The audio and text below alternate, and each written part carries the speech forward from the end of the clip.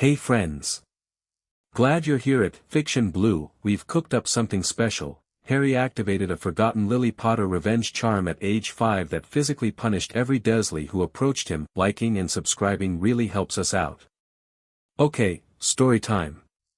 Chapter 1, The first fire. The cupboard under the stairs at number 4, Privet Drive, was exactly 31 inches wide. Harry knew this because he'd measured it once with a piece of string he'd found in the garden, pulling it taut from one damp wall to the other while Dudley slept upstairs in the bedroom that used to be a second bedroom before it became a toy room, and before that a study, and before that, according to Mrs. Fig next door, who sometimes talked too much when she fed him biscuits, a proper bedroom for a proper child. He was not a proper child, according to Uncle Vernon. He was a burden, a freak, and a charity case, in roughly that order depending on Vernon's mood and how much traffic he'd hit on the A3 that morning. Harry was 4 years and 364 days old, and he had learned many things in his short life. He'd learned that silence was safer than speech. He'd learned that the kitchen could be navigated by memory in total darkness, that the third stair creaked and should be avoided after 9 o'clock, that Dudley's tantrums lasted an average of 7 minutes if ignored and 4 minutes if Petunia intervened, and that the spot behind the boiler in the cupboard was actually the warmest place in the entire house from November through March if you pressed yourself against it just right. He'd also learned, somewhere deeper than thought, that he was not supposed to want things. Wanting things led to disappointment. Wanting things led to Vernon's face going the particular shade of purple that Harry privately thought of as thundercloud red, and thundercloud red faces led to the cupboard being locked from the outside, and the cupboard being locked from the outside led to missing dinner, and missing dinner was bad because dinner was already not very much to begin with. So Harry did not want things. He tucked wanting down into the same dark drawer where he kept words like unfair and why and I'm hungry, and he kept that drawer closed and latched and very, very quiet. Until the morning of his 5th birthday, when everything changed. It started with breakfast, as most things at number 4 did. Petunia had made a full fry-up, bacon, eggs, sausages, the thick-cut white toast that Dudley liked, and the smell had drifted through the gap under the cupboard door and woken Harry half an hour before he'd normally have stirred. He'd lain in his camp cot and listened to the sizzling and the familiar percussion of a Dursley morning, Dudley thundering down the stairs, Vernon's chair scraping the kitchen tile, the television burbling with the morning news. Harry had been allowed out at 6:30 to wash up and start on the dishes from the night before. Petunia handed him a plate, a smaller plate, the one with the chip on the rim that was always Harry's, with a single slice of toast and a smear of margarine. He ate it standing at the sink with his back to the table, the way he always did, listening to Dudley demand more sausages. He didn't think about his birthday. That was in the same drawer as wanting things. It was Vernon who brought it up, which was the first miscalculation of the morning. 5 years old today, Vernon said, not to Harry, not in a kind way, but in the tone of a man cataloguing an unpleasant fact, like the council tax had gone up or there was a crack in the driveway. 5 years we've been saddled with you. Harry kept washing the dishes. Not going to say anything. Vernon was in an expansive mood, the kind that happened sometimes on weekends when he'd had a good week at the drill company and wanted an audience for his opinions. Most children would be grateful. Most children would say thank you. Thank you, Harry said, because the drawer was very firmly shut. Don't be smart. Vernon's voice sharpened at the edges. I hear that, you know. That tone. There was no tone. There was only Harry's voice, flat and careful and very small.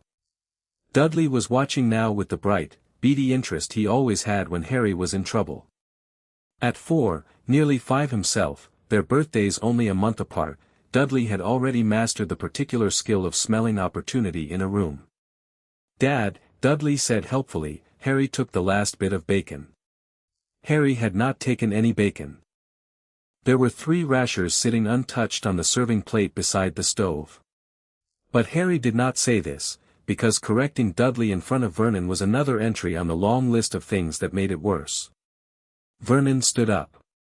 He was a big man, not tall exactly, but wide in the way that suggested his body had decided at some point that it wanted to occupy as much space as possible and had committed to that decision enthusiastically.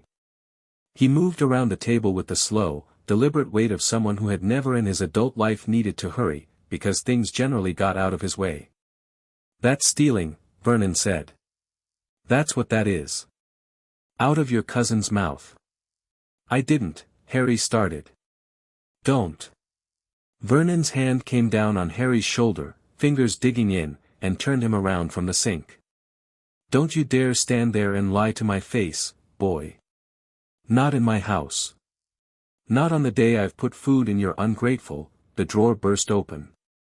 "Not deliberately." Harry didn't decide to want anything or feel anything or do anything at all. It was more like something inside him that had been under pressure for a very long time reached a pressure that a container simply couldn't hold, and then it didn't hold anymore. The warmth came first. It started in Harry's chest, just below his ribs, a heat like swallowing something too hot, but it didn't hurt. It was the opposite of hurt, it was the most purely physical sensation of rightness he had ever experienced, as though some part of him that had been clenched like a fist for 5 years had simply, finally, let go. Then the light came. Not a big light. Not a dramatic explosion or a crack of thunder. Just a soft, warm, amber glow that rose from somewhere under Harry's skin and pushed out through his palms where they were pressed against the kitchen counter. It ran up his arms, across his shoulders, and, without Harry doing anything to direct it, it moved. Into Vernon's hand. Into the fingers digging into Harry's shoulder. Vernon's scream was the loudest sound Harry had ever heard in his life. He yanked his hand back as though he'd grabbed a live wire.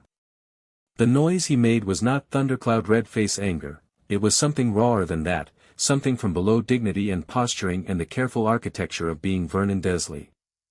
He stumbled back into the kitchen table, knocked the toast rack to the floor, and stood there staring at his right hand with his mouth open and his face a color Harry had no name for. His palm was red. Not burned, there were no blisters, no injury that would have explained the scream, but flushed and tingling, as though he'd been slapped very hard from the inside out. "Vernon." Petunia was in the doorway in an instant, dish towel twisted in her hands, eyes wide and darting between her husband and Harry with the quick, anxious calculation of a woman who had spent years managing the space between those two things. Vernon couldn't finish the sentence. He was looking at Harry with an expression that Harry, even at 4 years and 364 days old, could identify as fear. Pure and uncomplicated fear, like Dudley's face when spiders came too close. Harry looked down at his own hands. The glow was gone. The warmth was receding back into his chest like a wave pulling from shore, leaving behind only that sensation of rightness, humming quietly under his ribs like a second heartbeat. He felt wonderful. He had absolutely no idea what had just happened. What, Vernon?" Petunia's voice was thin and high. His hands, "I didn't do anything," Harry said. And it was true, he hadn't, but he also wasn't afraid of saying it anymore, which was new, which was strange, which felt like stepping off a curb and finding solid ground an inch lower than expected. "He grabbed me." Vernon's face began the transition back toward thundercloud red, but it stopped partway, as though it couldn't quite commit to the journey. His hand was still at his chest, cradled against his shirt, and he kept looking at it and then at Harry with eyes that had gone uncertain in a way Harry had never seen in them before. Dudley, sensing that the morning had turned strange in a way that excluded him, burst into practiced tears. "He burned me," Dudley wailed, because Dudley processed all of Harry's existence as a direct affront to Dudley. "Harry burned me." You weren't anywhere near me," Harry said mildly. The warmth pulsed once under his ribs, very gently, like a reminder. Dudley stopped crying and gave Harry a look of sudden animal wariness, the way cats look at things they've decided they no longer wish to investigate. Then he sat down, picked up his orange juice, and said nothing else for the remainder of breakfast. Vernon sent Harry to the cupboard immediately after, which was the normal response to abnormal things, and Harry sat in the familiar dark with his knees pulled to his chest and thought about what had happened. He didn't have the language for it. He was 5, nearly, technically, in the past few hours, and his reading was ahead of where Petunia thought it was because he'd been absorbing print from any surface available for years, cereal boxes and instruction manuals and the covers of Dudley's comics, but he still didn't have the vocabulary for magic or charm or maternal enchantment or any of the things that might have described what had just happened. What he had was the feeling of it. And the feeling of it was not frightening at all. It felt like someone was standing behind him. Someone who wasn't there, who he couldn't see, whose presence he couldn't have explained, but the feeling was like the feeling of a warm hand on the back of your neck on a cold day. Like someone had placed their body between Harry and the door of the cupboard and was simply waiting there, patient and certain. He put his hand over his chest, just below his ribs, and felt the warmth sitting there like an ember. "Hello?" he said, very quietly, feeling slightly foolish. The ember pulsed once, warm and steady and amused. He didn't say anything else. But he sat a little differently after that, shoulders a little less tight, spine a little less curved, the careful hunching of a small creature used to taking up as little space as possible, slowly, incrementally, beginning to unwind. Petunia let him out at lunch. She did it without looking at him directly, setting a plate on the kitchen table, a proper plate, not the chipped one, a thing so unusual that Harry checked it twice, and gesturing vaguely at the chair as though she were directing traffic she'd rather not acknowledge. She busied herself at the counter while he ate. Harry watched her between bites. Her spine was rigid, her movements sharp and precise in the way they got when she was thinking very hard about something she didn't want to think about. "Petunia," he said. She didn't correct him to Aunt Petunia, which she normally did with a brisk snap. She also didn't turn around. "Eat your lunch," she said. "What happened this morning?" "Nothing happened this morning." It was the voice she used when she told the neighbors that Harry was their charity case nephew from the north, or when she told the school that Harry's bruises were from falling off his bicycle. It was a voice made of pure, polished denial. "Something happened," Harry said. "Vernon's hand, Vernon is fine." She turned on the tap, rinsed something that didn't need rinsing. "Vernon simply, he slipped. On the wet tile.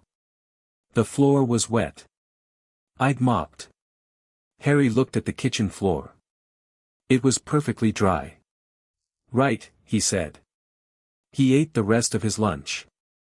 The plate had cheese and pickle sandwiches and a few crisps on the side, and it was more than he normally got for lunch on a Saturday, and he decided this was information. Somewhere in the house, Vernon's television was on, volume higher than usual, the way it got when Vernon was trying to feel normal. The second time the charm fired was 3 days later. It wasn't Vernon this time. It was Dudley, which was, in some ways, more instructive. Dudley had a friend from school named Piers Polkiss, a thin, raddish boy who served mainly as an audience for Dudley's cruelties, and on Tuesday afternoon the two of them cornered Harry in the back garden with the expressed intent of playing Harry hunting, which was exactly what it sounded like and had been Dudley's favorite sport since he was old enough to run. Harry had spent the weekend in the quiet company of the ember under his ribs, which had not done anything further but had also not gone away, and he faced the two of them in the garden with a new and curious steadiness. "You're it," Dudley announced, which was how Harry hunting always started. Then Dudley swung at him, an open-handed cuff aimed at the back of Harry's head, the way a cat bats at something, casual and practiced. The amber glow burst from Harry's skin like a second set of hands. It didn't knock Dudley down. It didn't throw him across the garden. It made contact with Dudley's swinging arm and delivered what Harry could only describe, later, as a correction, a sharp, precise jolt that stopped Dudley's arm dead at the point of impact, ran up to his elbow, and sat there, buzzing, until Dudley yelped and yanked his arm back. Dudley stared at his arm. Piers stared at Harry. The charm had been very clear about the geometry of it. Dudley swings at Harry, Dudley gets the consequence. It was not Harry doing anything. Harry was just standing in the garden with the sun on his glasses and his arms at his sides, watching. "That's not," Dudley started, rubbing his arm furiously. "That's not fair." "You swung at me," Harry said. I always swing at you." Dudley said this as though it were a reasonable defense, which perhaps from Dudley's perspective it was. Piers took 2 slow steps backward, his eyes on Harry with the expression of someone reconsidering a plan entirely. "Do it again," Harry said to Dudley, "and see what happens." He didn't say it as a threat. He said it the same way you'd say the stove is hot, as information, plainly delivered. Dudley blinked at him, clearly running some internal calculation, and for the first time in his life came to a conclusion that did not involve charging forward. He didn't touch Harry for the rest of the afternoon. That evening, Harry sat in the garden after supper. He'd been given supper, a full one, because the kitchen had been very quiet since Saturday and Petunia was clearly operating on some new set of rules that she hadn't shared aloud, and he looked up at the sky going orange in the west and thought about the warmth in his chest. It only went off when someone was going to hurt him. He could feel that. It wasn't random. It wasn't dangerous to everyone around him. Mrs. Figg had come by the front gate that afternoon and talked to him through the fence the way she sometimes did, and the charm had sat quiet and warm and entirely unbothered. It was specific. It knew what threat was. He thought about that for a long time, the sky going from orange to deep blue above the Dursley garden, while number 4 settled into its evening routines around him. It knew what threat was, and it responded to threat, and it did not ask his permission, and he did not mind. Vernon tried twice more in the first month. The first time was 2 weeks after Harry's birthday, when Vernon had a bad day at work and came home to find that Harry, doing the hoovering, had accidentally knocked over a framed photo of Vernon shaking hands with a regional sales director that Vernon considered one of his most prized possessions. The photo had not broken, it had fallen face down onto the carpet and was perfectly fine, but Vernon had come through the door, seen it on the floor, looked at Harry, and gone straight to thundercloud red without passing through any intermediate colors. He crossed the kitchen in 4 strides. His arm was already drawn back. The charm hit him approximately 8 inches from Harry's face. It didn't just jolt Vernon's hand this time. Something had changed, some calibration in the 3 weeks since Harry's birthday, and the charm met Vernon's intent, not just his motion, not just his arm, but the whole furious architecture of what he was trying to do, and pushed back against it with a force that staggered him sideways into the fridge.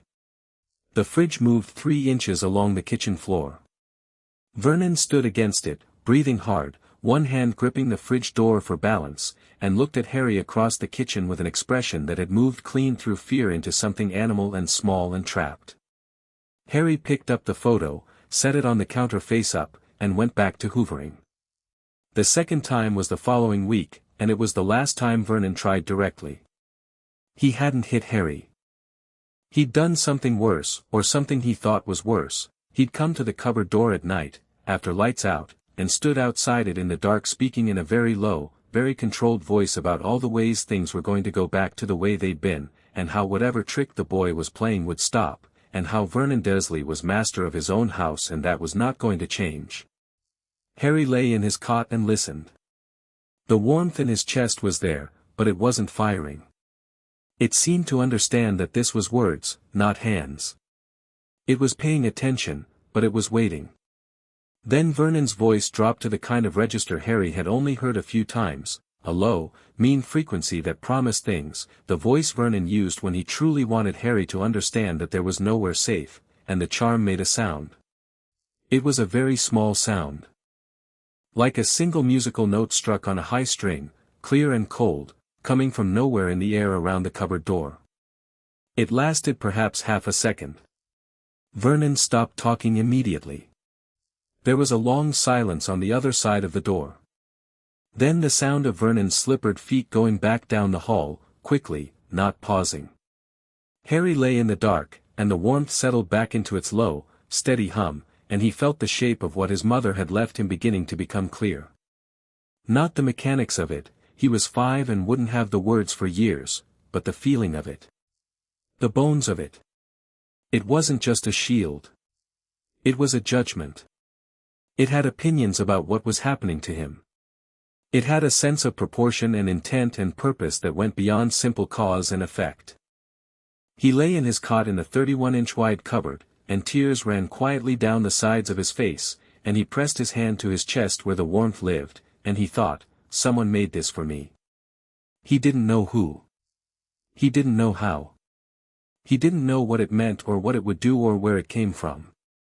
But someone had made it for him, and it was his, and it was very patient, and it was very sure, and somewhere underneath all the practical business of survival and silence and not wanting things, Harry Potter, age 5, understood that he had never in his conscious memory felt this safe, and that this was what safety was supposed to feel like, and that he had been owed it from the very beginning. By September, the house at number 4 had rearranged itself around a new center of gravity. It happened slowly, the way tides happen, no single wave you could point to, but the shoreline shifted. Petunia gave Harry a proper room. Not a large room, it was the small box room at the end of the hall, barely bigger than the cupboard with a ceiling that stood up straight, but it had a window that looked out over the back garden and a proper bed with a mattress that only sank a little in the middle. She did it on a Monday morning in August, wordlessly, appearing at the cupboard door with a set of sheets over her arm, not meeting Harry's eyes, and saying, "Box room's free," in the tone of someone trying to get through an unpleasant errand quickly. Harry carried his blanket and his string and his 2 library books. He discovered the library bus that stopped on Magnolia Road on Wednesdays, and had begun borrowing anything he could reach, and his small collection of other things up to the box room without saying anything. At the door he stopped. "Thank you," he said. Petunia flinched slightly, then pressed her lips together and went back downstairs. But she'd done it. He knew she'd done it because the charm had been working on the house like water through limestone, slowly, without force, simply by existing, simply by making one thing very clear: the cost of hurting this child is now real and immediate, and it will come out of you. Vernon had stopped watching Harry the way he watched things he wanted to deal with later. He watched Harry now the way people watch things they aren't sure about, with the particular quality of attention people give to power they don't understand and have decided, for the time being, not to test. Dudley had stopped Harry hunting. He hadn't become kind. Dudley at 5 was not a child from whom kindness could be expected without significant renovation, but he'd stopped, which was its own kind of miracle. The strange thing, the thing Harry turned over quietly in his box room at night, was that the charm had never once done anything that seemed disproportionate. It matched exactly what was coming at him. A shove got a shove's worth back. A hit got the consequence of a hit. Vernon's sustained, purposeful cruelty had gotten the note in the dark, a warning that was precisely the right size for a warning, not an assault. The charm understood the difference between a stumble and a strike, between carelessness and intent. It was, Harry thought, the most sophisticated piece of thinking he'd ever encountered, and he hadn't gone to school yet. He'd found a book in the library bus called Myths and Legends of Britain, a large battered paperback with a cracked spine, and he'd read the whole thing twice over the summer. There was a section on charms and protective enchantments in the folklore chapter that he'd read until the pages were soft at the corners. He didn't know if any of it was true or connected to whatever lived in his chest, but the words had a familiar feeling, a sense of here is a real thing being described, the way you recognized a friend's description of somewhere you'd visited. Words like guardian and wardcraft and the intention of the maker outliving the act of making. Words like the people who left these things behind loved someone very much and made their love into something that could stand up and fight. He kept the book under his mattress. Not to hide it, he wasn't hiding things anymore, the drawer had been open since May, but because he liked it close when he slept. Mrs. Figg came by in October. She was a slightly odd woman, cat-smelling and vague, with the quality of having more thoughts behind her eyes than she generally deployed in conversation, and she'd always treated Harry with a particular careful kindness that was distinct from the way the neighbors treated him, which was generally as an afterthought or not at all. She brought him biscuits sometimes, through the fence, and asked him questions about school with genuine interest, and let him sit in her garden on the good weather days when the Dursleys wanted him out of the house. That October afternoon she opened her front gate and beckoned, and Harry went through because the warmth in his chest was entirely calm, which was, he had learned, the charm's way of saying this person is not a threat. She made tea, proper tea, in a pot, which Harry had never had before, and they sat at her kitchen table with her many cats orbiting their legs, and she looked at him over her cup with those thinking eyes, and said, "Has anything unusual been happening at your aunt's house, Harry?" He looked at her. "No," he said.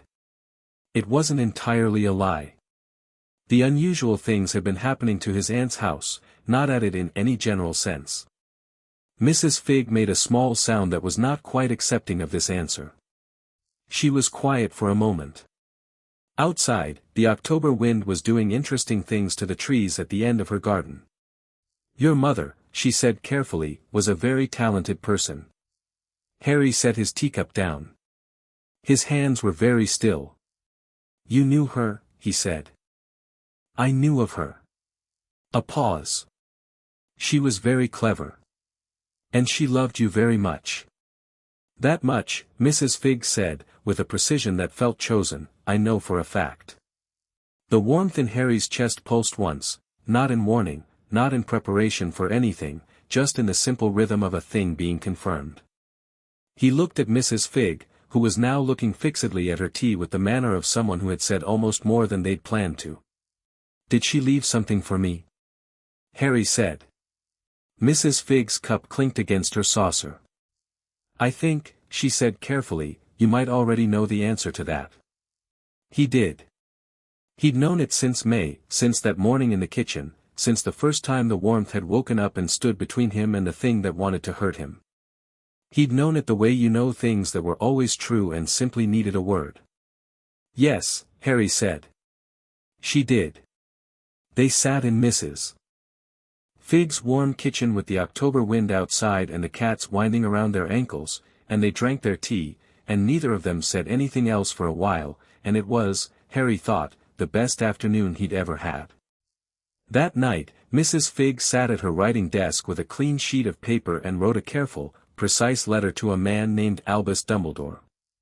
She described what she had seen and what she suspected and what the boy had told her, which was very little, but the very little was enough. She told him that Lily Potter's secondary enchantment had activated. She told him that it appeared to be working as intended, perhaps better than intended. She told him that the boy was 5 years old and completely unafraid and that she thought he ought to know that. She sealed the letter, tied it to the leg of the rather self-important tawny owl that Dumbledore had stationed with her 3 years ago, and watched it vanish into the dark October sky. Then she went back to her kitchen and washed the teacups, and allowed herself, just briefly, the expression she'd been keeping off her face all afternoon. Something like hope. In his box room on the end of the hall, Harry lay in his bed with the window cracked open and the autumn air on his face, one hand flat against his chest, and felt the warmth there, steady and certain and unquestionably alive. "Hello," he thought, not for the first time. The ember pulsed back, warm and steady and, he was now quite sure, aware. He turned on his side, tucked his knees up, and for the first time in 5 years fell asleep immediately, without listening for footsteps in the hall. Chapter 2, The Rules of Wrath. Dumbledore's response to Mrs. Figg arrived on a Thursday morning, 3 days after she'd sent her letter. It was brief, which she'd expected, and carefully worded, which she'd also expected, and contained one sentence that made her read it twice standing in her kitchen doorway with the October cold coming through the gap and the tawny owl already helping itself to her bread bin. "I am aware of the enchantment, Arabella, and I would ask you to allow it to run its natural course without interference." She read it a third time. Then she folded it very precisely in half, and put it in the drawer under the bread bin where she kept things she disagreed with, and went to make tea. Harry discovered reading properly at age 6. Not reading in the way he'd been doing it before, the absorbing of words from available surfaces, the piecing together of meaning from cereal boxes and instruction manuals and whatever the library bus turned over. He meant reading as a sustained and deliberate pursuit, reading as a thing you sat down and did with intention, the way a person might sit down to build something. It started because of the box room window. The box room looked out over the back garden, and beyond the back garden fence was the rear lane that led to Magnolia Road, and on Wednesday afternoons the library bus parked at the corner of Magnolia Road and stayed until 5. Harry had worked out over the course of the previous summer that if he left the house at 2:30 with a reasonable excuse, he'd learned that "Can I take the rubbish to the end of the lane" was reliable, that Petunia found it easier to say yes to useful things than kind things. He had 2.5 hours with the library bus before he needed to be back for supper. The librarian on the bus was a tired, comfortable woman named Mrs. Pierce who had hair the color of weak tea and reading glasses on a beaded chain and absolutely no interest in questioning why a small boy with untidy hair showed up every Wednesday like a standing appointment. She let him take out 4 books at a time, which was the official limit, and occasionally suggested things from the low shelves with the quiet authority of someone who had been pairing readers with books for 30 years. By 6, Harry had read through the mythology section, most of the natural history, a very engaging book about codes and ciphers that he read twice, several volumes of fairy tales from countries he'd never heard of, and a battered compendium called The Unexplained Mysteries of the Ancient and Natural World that had a chapter on folklore magic that he read so often the spine gave up entirely. The chapter was called Wardcraft and Protective Enchantment in British and Continental Tradition, and it talked about how certain magical traditions, predating anything organized or institutionalized, held that a person of sufficient will and love could bind an intention into an object or person that would persist beyond the death of its maker. The scholarly author was skeptical. Harry was not. He copied passages out in the margins of an old exercise book, the first of what would become many, in his small, precise handwriting. Things like, the bound intention carries the emotional truth of the moment of creation and such charms do not merely respond to physical threat but to the violation of the protected person's fundamental dignity and, most critically, a sentence from a Romanian folk source that the author had included only as a curiosity, the Wrath Ward knows what the mother knew, which is this, that some harm does not use hands. He underlined that 3 times. He was testing it systematically by the time he was 6.5, which was perhaps not something most 6.5-year-olds did, but Harry had never been in a position to do the things most children did, and he had always channeled his considerable mental energy into the available materials. The testing was careful and methodical. He kept notes. He noted that the charm responded to physical intent with a response proportional to force. Dudley's shoves got small shocks, still painful enough to be memorable, still precise enough to be unmistakably connected to the action that caused them. The one time Dudley had thrown a book at Harry, a thick hardback encyclopedia, thrown with real force, the charm had not just deflected it but sent it back along its original trajectory with enough speed that it had clipped Dudley's shoulder and left a bruise, and Dudley had not thrown anything at Harry since. He noted that the charm responded to verbal cruelty differently. Not with jolts or shocks, but with a kind of resistance, a pressure in the air around Harry, a change in the quality of the room, that made the person speaking either trail off mid-sentence or find that the words they'd intended wouldn't quite form. Vernon had tried one of his sustained speeches twice in the past year and both times had lost the thread about 30 seconds in, gone vague, and ended up leaving the room as though he'd forgotten his original purpose. He'd come back thundercloud red, furious in an unfocused way, but without whatever he'd meant to say having ever fully landed. He noted that the charm had no effect whatsoever on Petunia. He puzzled over this for several weeks before he arrived at a conclusion that felt right: Petunia didn't try to hurt him. She was cold, she was distant, she was someone who had made herself into a person who did not feel things where Harry could see, but she never raised a hand or aimed cruelty. She was simply present in the way a wall is present, not warm, but not actively hostile, and the charm, which had opinions about intent, had apparently decided that walls were not its business. He noted, tentatively, that the charm seemed to be growing. Not dramatically. Not in ways he could easily quantify. But the radius of its awareness seemed to have expanded over the past year. It had fired once when a boy from Dudley's class had thrown a stone from the other side of the street, a stone Harry hadn't even seen coming, and the stone had simply stopped in the air 3 feet from his head and dropped straight down as though it had forgotten how to be a projectile. The boy had stared. Harry had looked at the stone on the pavement, then at the boy, then continued walking. That had been instructive. He was also, increasingly, aware of the charm's attention being something he could feel directionally. It was strongest at his sternum, always, but when a threat was present from a specific direction the warmth shifted slightly, the way a compass needle finds north. He'd begun testing this deliberately, asking Dudley to try to sneak up on him from behind, telling Dudley it was a game and that Dudley would win a biscuit if he managed it. Dudley, who was highly motivated by biscuits, had tried 11 times. Harry had turned to face the right direction every single time, not because he heard anything, but because the warmth shifted. Dudley now believed Harry had eyes in the back of his head. He found this deeply unfair. He'd told his mother, who'd been silent in a way that meant she was thinking things she wouldn't say. Harry filled 2 exercise books with notes over the course of the year. He kept them under the loose floorboard he'd found in the box room, which was where he also kept the Romanian mythology compendium, which he'd technically borrowed and then renewed so many times that Mrs. Pierce had eventually, in a fit of practicality, simply given it to him.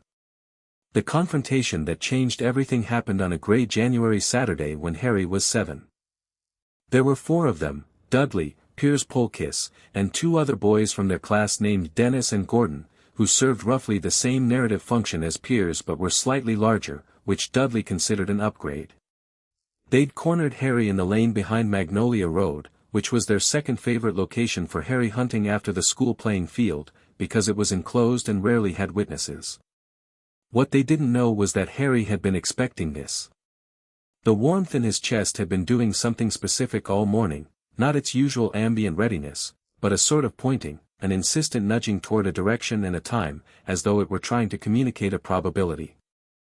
He'd looked up from his breakfast and felt the warmth shift east-southeast, which was the direction of the lane, and then looked at the clock on the kitchen wall, and then looked at Dudley's face, which was arranged in the particular way it arranged itself when Dudley was planning something he considered clever.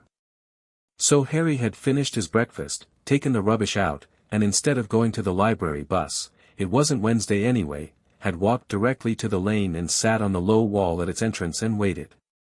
Dudley and the others had come around the corner to find Harry sitting there with his arms folded looking, by his own assessment, almost entirely bored. "Didn't need to come find me," Harry said. "I was already here." Dudley's face arranged itself into confusion and then, because confusion was uncomfortable, fell back into aggression. Right then, he said to the others, with the tone of a general whose surprise attack had been interrupted but who was committed to the campaign anyway. "Get him." They all moved at once, which was new and which suggested they'd actually talked through a strategy, which was growth for Dudley. What happened next took about 4 seconds. The first boy, Dennis, got within arm's reach of Harry and the charm fired and Dennis sat down on the pavement very suddenly with both hands over his face and a sound like someone who'd walked into a low beam in a dark room. He wasn't hurt badly. He was just completely stopped. Piers, coming from the other side, got the same. He didn't sit down, he stumbled back and collided with the wall and stood against it with wide eyes and both arms raised, the body language of someone who had decided, very quickly, that wherever he was going he no longer wanted to go there. Gordon, who had excellent instincts, stopped on his own about 3 feet out and didn't approach any further.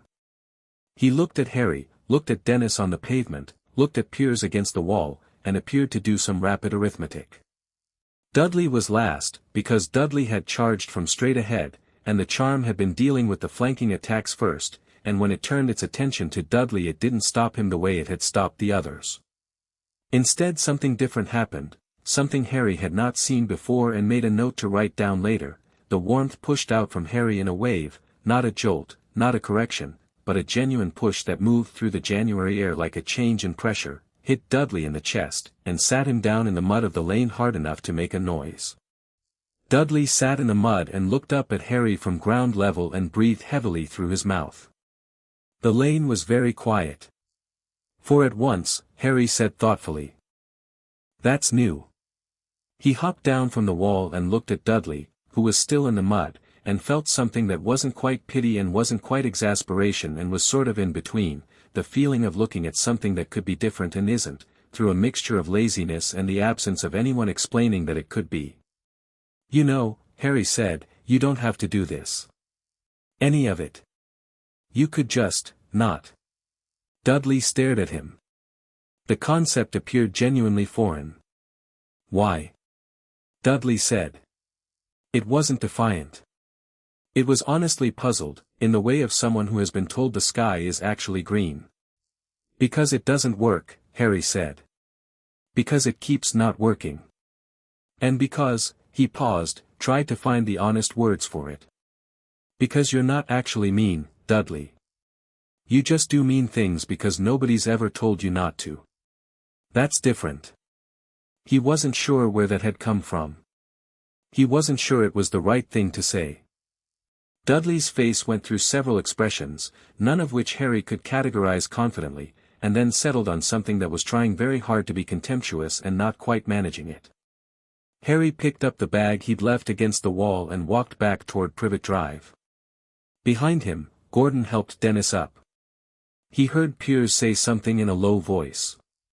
He heard Dudley not respond. He turned the corner onto Privet Drive and put his back against the wall and stood there in the thin January sun with his heart beating normally and the warmth settled and steady in his chest, and thought, for at once. Growing. He took out his exercise book and wrote it down. Mrs. Figg found him that afternoon. He was in her garden, she'd taken to leaving the gate unlatched, a standing invitation, reading his mythology book in the cold, wearing Dudley's old coat that was 3 sizes too big, looking, she thought, like a very serious small person engaged in research rather than a 7-year-old in an overgrown garden. "The lane," she said, sitting down in the garden chair across from him with her tea. Harry looked up. "You saw. Kitchen window looks over the back wall." She wrapped both hands around her cup. "For boys. The charm handled it." "Yes." She paused. "It's getting stronger." "I know." He turned his book cover up on his knee. "It can feel threats from further away than it used to. And it can do more at once. When there were 4 of them today, he made a gesture with his hands that was more articulate than the words. It knew which ones to deal with in what order. It prioritized. Mrs. Figg was quiet in a way that meant she was deciding how much to say. Harry waited, because he had learned that Arabella Figg's silences were load-bearing, they held things up while she assembled what came next. "Your mother was very specific," she said finally. "When she was working on it. She thought about every case. Every possible shape harm could take." Harry was very still. "You knew while she was making it?" "I knew she was working on something. I didn't know what. I didn't, at the time." She stopped, pressed her lips together. "I wish I'd asked more questions. I was better at watching than asking, in those days." Harry thought about this. "She knew something was going to happen," he said. "She had time to make it, which means she knew." The grief on Mrs. Figg's face was brief but real. "Yes. And she made this." He pressed his hand to his chest. "She spent that time making this. She spent it making you safe," Mrs. Figg said quietly. "Because she couldn't be there herself, and she knew it, and she wasn't willing to leave you without," she stopped. "Without someone in your corner." The warmth pulsed, deep and certain, and Harry's throat was doing something inconvenient that he chose not to acknowledge. "Right," he said, after a moment. "Right," Mrs. Figg agreed. They sat in the cold garden with their respective teas, Mrs. Figg's actual tea, Harry's the watered-down version with no milk that was what he got from the Dursley kitchen, and did not say anything for a while, because some things are better held quietly in cold air than handled too much. Then Harry said, "She must have been very good at magic." "She was," Mrs. Figg said, "the best I ever heard of at that kind of work.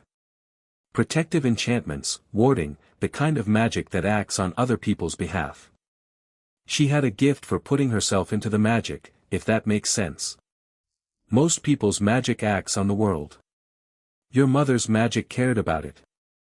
He turned this over. "That's why it has opinions," he said. "About proportionality. About what counts as real harm." "I expect so." She thought about it that carefully. She thought about everything that carefully. Harry looked at his exercise book on his knee, his small cramped notes on what the charm could do, his careful observations, his methodical attempts to understand something his mother had spent her life building. He thought about a woman he had no real memory of, working at a desk somewhere, thinking through every possible way a person could be hurt, encoding the answers into something warm and permanent that she'd press into her son before she went. He thought about a person who knew she was going to die and spent her time building armor for the person she loved. "I want to know everything about her," Harry said. "How she worked. What she studied. All of it." Mrs. Figg nodded slowly. "In time," she said, "I think you will." The letter from Dumbledore arrived in March. Not to Harry, to Mrs. Figg. But she showed him the relevant part, which she decided was his business as much as hers, sitting at her kitchen table while the March wind threw itself against the windows. "The boy's magical development continues to run ahead of any reasonable schedule," Dumbledore had written, in the careful copperplate of someone who chose every word with awareness of how it would sound later. "I confess I had not fully anticipated the degree to which the Custos Irae would interact with his own developing magic rather than simply supplementing it. I would be grateful if you would observe and report, Arabella, and otherwise refrain from active engagement. The situation requires monitoring, not intervention."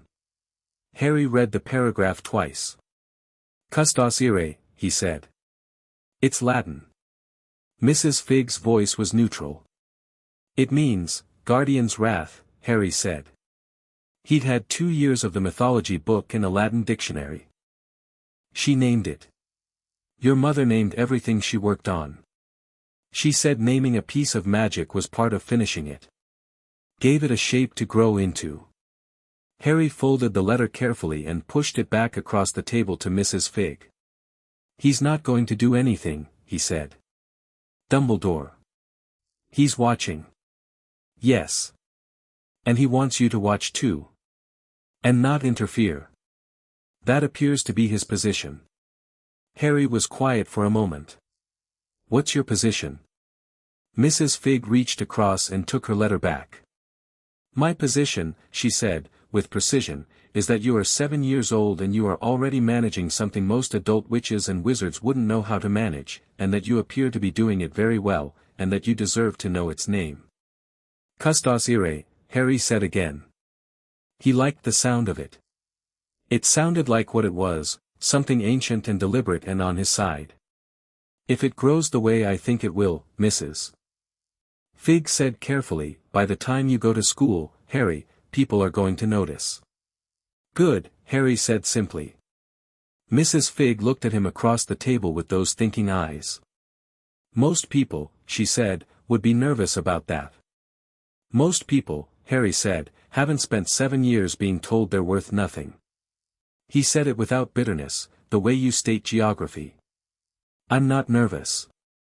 I'm interested." He picked up his tea and drank it and looked out the window at the March wind making decisions in the trees, and Mrs. Figg, who had been watching children for 30 years and writing careful reports to Albus Dumbledore and sometimes second-guessing herself in the small hours, decided in that moment that she was not going to second-guess herself about this one. She refilled his cup, proper tea this time, with milk, the way it ought to be, and said nothing, because some resolutions are better kept internal.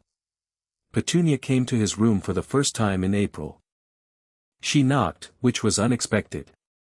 She stood in the doorway when he said come in, which was also unexpected, and she looked at the exercise book stacked on the windowsill and the mythology book and the Latin dictionary and the star chart he'd pinned to the wall. He'd found a book about astronomy in March and the exercise book for that was already half full, and her face did several things in quick succession.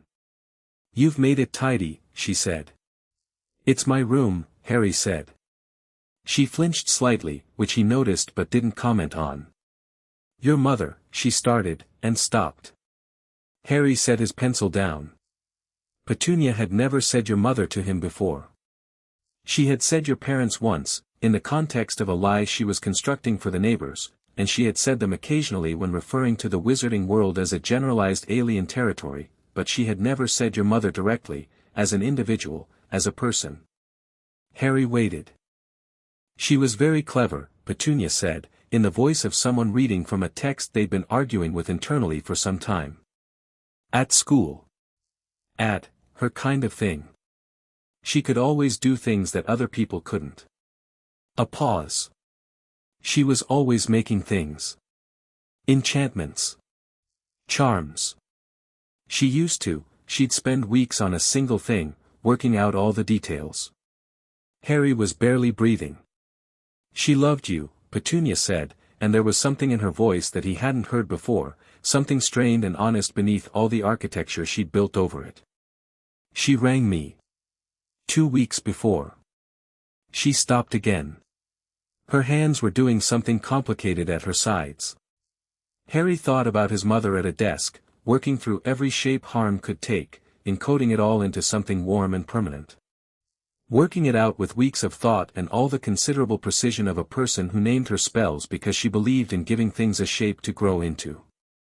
She knew, Harry said quietly. She rang you because she knew. Petunia's jaw tightened. She said, she stopped for the last time, and when she continued her voice had lost most of its usual tensile strength. She said she was sorry she couldn't do more. For you. If things went wrong. She said she was trying to make sure you'd be, a breath. She said safe. She said she was making sure you'd be safe. The custos irae pulsed under Harry's ribs, long and low, like a bell that had been rung and was still sounding. Petunia looked at him. Really looked at him, possibly for the first time since he'd arrived on their doorstep as an infant, and Harry looked back, and in the April light of the box room the resemblance that nobody ever mentioned was perfectly clear, the shape of the eyes, the particular set of the chin, the quality of attention that both of them brought to a room. She did, Harry said. She made sure. Petunia looked at his hand pressed to his chest, and at the warmth that was, for the first time, faintly visible, not dramatically, not in the way it had been the morning it first fired, but a small amber quality to the light around his sternum, like seeing the glow of something warm through thin cloth. She looked at it for a long moment. Right, she said, in a voice that had gone very small and very tired. Right.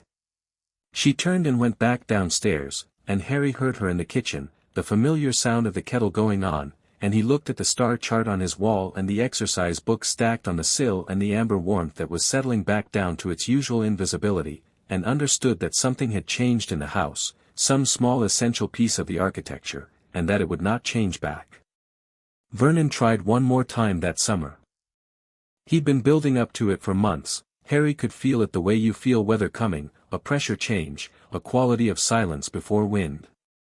Vernon's pride had been accumulating damage all year, the small daily humiliation of adjusting his behavior in his own house, of going around a corner differently when Harry was on the other side of it, of a lifelong certainty, I am master here, things are as I say they are, quietly and continuously contradicted. He found Harry in the garden in July, doing the weeding, which Harry now did willingly because he found gardens interesting and had gotten a library book on plant biology in May.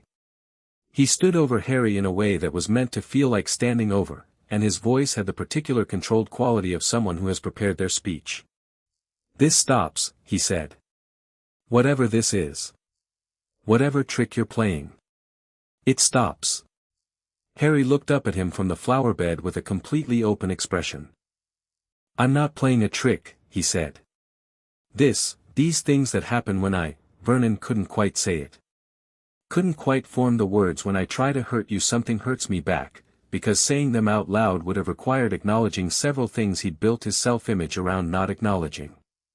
When you try to hurt me, Harry said, filling in the blank calmly. Vernon's face went through the colors. He took one step toward Harry. The custos irae didn't fire. It rose. It was the only way Harry could describe it. Instead of firing from his chest, the quick, directional response he'd come to think of as the charm's standard mode, it simply expanded, warm and amber and certain, outward from Harry in every direction at once, and filled the garden the way light fills a room when you open the curtains. Not violent. Not threatening.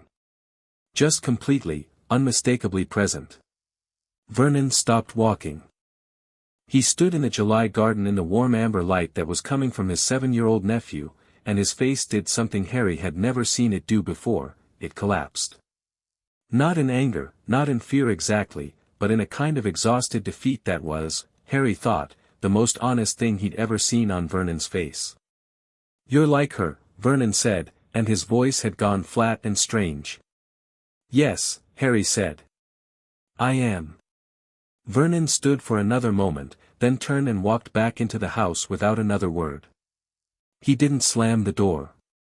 He closed it, carefully, as though he were trying not to disturb something. Harry sat back on his heels in the garden and felt the warmth settle, and looked at the petunias he'd been weeding, Aunt Petunia's petunias, for whom the house was partially named, which Harry had only just realized and which he turned over thoughtfully for a moment, and went back to the weeding. The amber light faded slowly, the way sunsets fade. Not gone. Just resting. By August he was 8, and the rules of the Custos Irae were clear to him, written across 4 exercise books in his small precise handwriting, cross-referenced with every relevant source he'd found in 2 years of library bus attendance. It responded to physical harm with physical consequence. It responded to sustained cruelty with atmospheric resistance.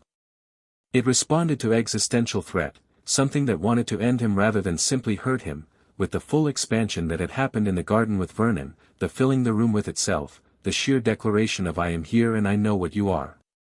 It did not respond to sadness, or to accidental harm, or to the normal friction of living alongside people who didn't like you. It had opinions. It was calibrated. It was growing, and as it grew, Harry grew with it, not just in the practical sense of a child getting older, but in some deeper sense that he felt in his bones. Whatever the charm was doing to the magic that lived in him naturally, the magic that was his own and not his mother's, it was waking that up too. He'd been accidentally making small things happen for years, a book falling off a shelf at the exact moment he wanted it, a window opening in summer when he was too warm, small reorganizations of the world in his favor that he'd always noticed but never been able to predict or direct. He was beginning to be able to direct them. Not well.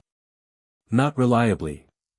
But the direction was there, like learning to point, and he filled another exercise book with attempts and results and observations, and kept it under the floorboard with the others, and thought about Hogwarts. He'd found a book in September that mentioned it, indirectly, in a chapter on British magical heritage, and decided that wherever he was going next, he was going armed with something his mother had built for him and 4 exercise books full of what he'd figured out himself. Outside the box room window, Privet Drive went about its business in the August heat, entirely unaware. And under Harry Potter's ribs, warm and certain and patient, his mother's wrath waited for the next thing worth waking up for. Chapter 3, The Boy Who Burned Back the Book started appearing on the first Monday of September, the year Harry turned 9. Not appearing in a dramatic sense, nobody left them on his doorstep wrapped in ribbon. They appeared the way useful things appear when you've been looking hard enough for long enough, through a combination of luck, attention, and the particular determination of someone who has decided that ignorance is not a condition he's willing to maintain. The first one came from the library bus. Mrs. Pierce had been reorganizing the back shelves, the ones Harry had to stand on the wheel arch of the bus to reach, and she'd pulled out a water-damaged hardback with a faded green cover and held it out to him with the expression she used when she thought she'd found a match. "Someone donated this years ago," she said. "Never gone out once. I think it might be your sort of thing." The title was Fundamentals of Natural Force and Elemental Response by a Professor, Whitmore, published 1962 by an academic press Harry had never heard of. It was dry and technical and clearly written for adults, and Harry read the entire thing in 2 days and understood about 60% of it, which was 60% more than he'd understood about the specific mechanics of how willed intention could be converted into physical force before he'd read it. He bought a proper notebook from the newsagent on Magnolia Road with the money he'd saved from doing Mrs. Fig's garden over the summer, not an exercise book this time but a real notebook with a hard cover, and started fresh notes in the front. The second book came from a church sale that he passed on the way home from Mrs. Fig's one Saturday. A long folding table of donated books in the car park of St. Giles's, run by 2 cheerful elderly women who charged 10 pence for paperbacks and 20 for hardbacks without looking at what they were selling, and on the end of the table, slightly apart from the Maeve Binchy novels and Reader's Digest condensed books, was a slim volume with no dust jacket whose spine read Ward Theory, a practitioner's handbook. Harry handed over his 20 pence before he'd finished reading the title properly. The third book he stole. Not from a shop. From Vernon's study, which wasn't as surprising as it sounded, because Vernon had a shelf of books in his study that had been there since before Harry arrived, most of which Vernon had never opened. They were for show, the kind of books that serious businessmen were supposed to own, and on the second shelf from the bottom, sandwiched between an atlas and a volume of Wisden's Cricket Almanac, was a book that had no business being there. It was thin, covered in plain brown cloth, and when Harry pulled it out, he'd been dusting, one of his regular chores, the only reason he was in the study at all, the inside cover said, in handwriting he didn't recognize, for Lily, on the occasion of passing charms with distinction. Use it carefully. Professor F. Harry stood in Vernon's study with the dust cloth in one hand and this book in the other for a very long time. Then he put it under his jumper, finished the dusting, and went to his room and read it cover to cover without stopping for lunch. It was a charms primer, practical, annotated in two different hands, the original printed text interleaved with handwritten notes that Harry quickly understood were his mother's. Her handwriting was neat and angular, slightly left-leaning, with small precise annotations in the margins that expanded on points, questioned assumptions, and occasionally argued with the printed text in a way that made the book feel like a conversation. She'd been at least as interested in the theory as the practice. She'd written, "Why does the resonance decay at this rate? Check interaction with intention weight in the margin of one page and confirmed, see my notes on Custos development on another," and Harry sat with his knees pulled to his chest on his bed and read his mother's marginal arguments with a textbook author who'd been dead for 30 years and felt, with an intensity that surprised him, that he knew her. Not the way you know a person from stories about them. The way you know someone from their work. He added the charms primer to the floorboard collection and started a new notebook specifically for his mother's annotations, transcribing them in order and adding his own responses and connections, and if that was an odd thing for a 9-year-old to do, then Harry had long since made his peace with being an odd thing. Dudley's gang had reconfigured itself over the summer.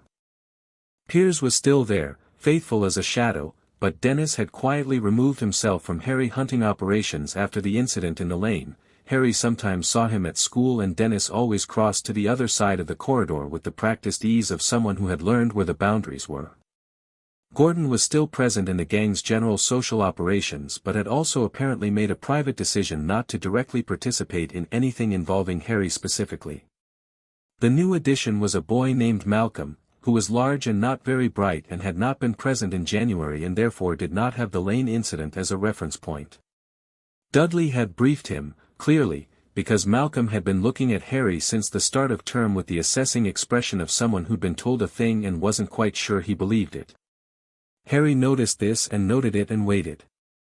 October half-term, a grey Wednesday, the library bus not due until later.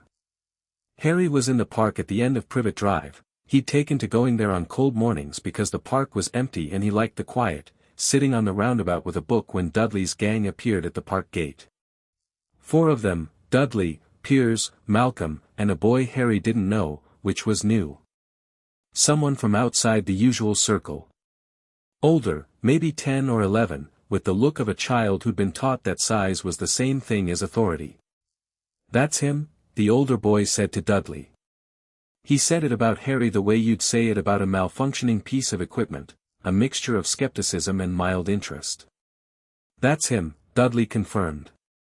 The older boy, Harry would learn later that his name was Gareth, that he lived on Wisteria Walk, that he was 11 and repeating year 6 and had opinions about himself that the available evidence did not fully support, walked into the park with the rolling gait of someone who expected things to move for him. Harry turned a page. "Oi," Gareth said. "That's my roundabout." Harry looked up, looked at the roundabout, looked at Gareth. "You were on the other side of the park gate 40 seconds ago," he said. "It wasn't your roundabout then." Gareth stopped. The response had apparently not been in the script he'd been running. "Get off," he said.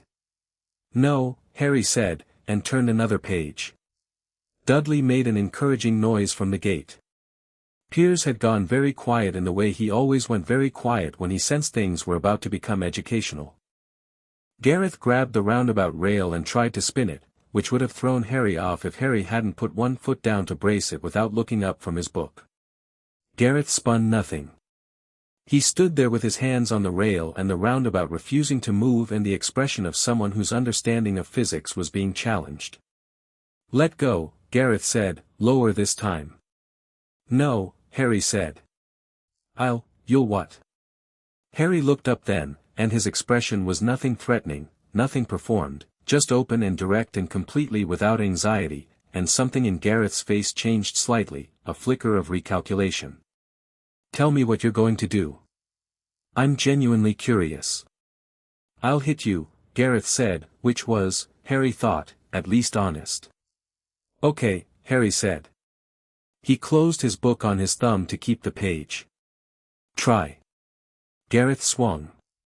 The custos irae met him about 6 inches from Harry's face, and the force of Gareth's own swing reversed and ran back up his arm and landed across his shoulder like something had slapped him very hard with an open palm, and Gareth stumbled back and knocked into Malcolm, who stumbled back into Piers, who stumbled back into a chain that ended with all 3 of them sitting on the damp grass in a rough line.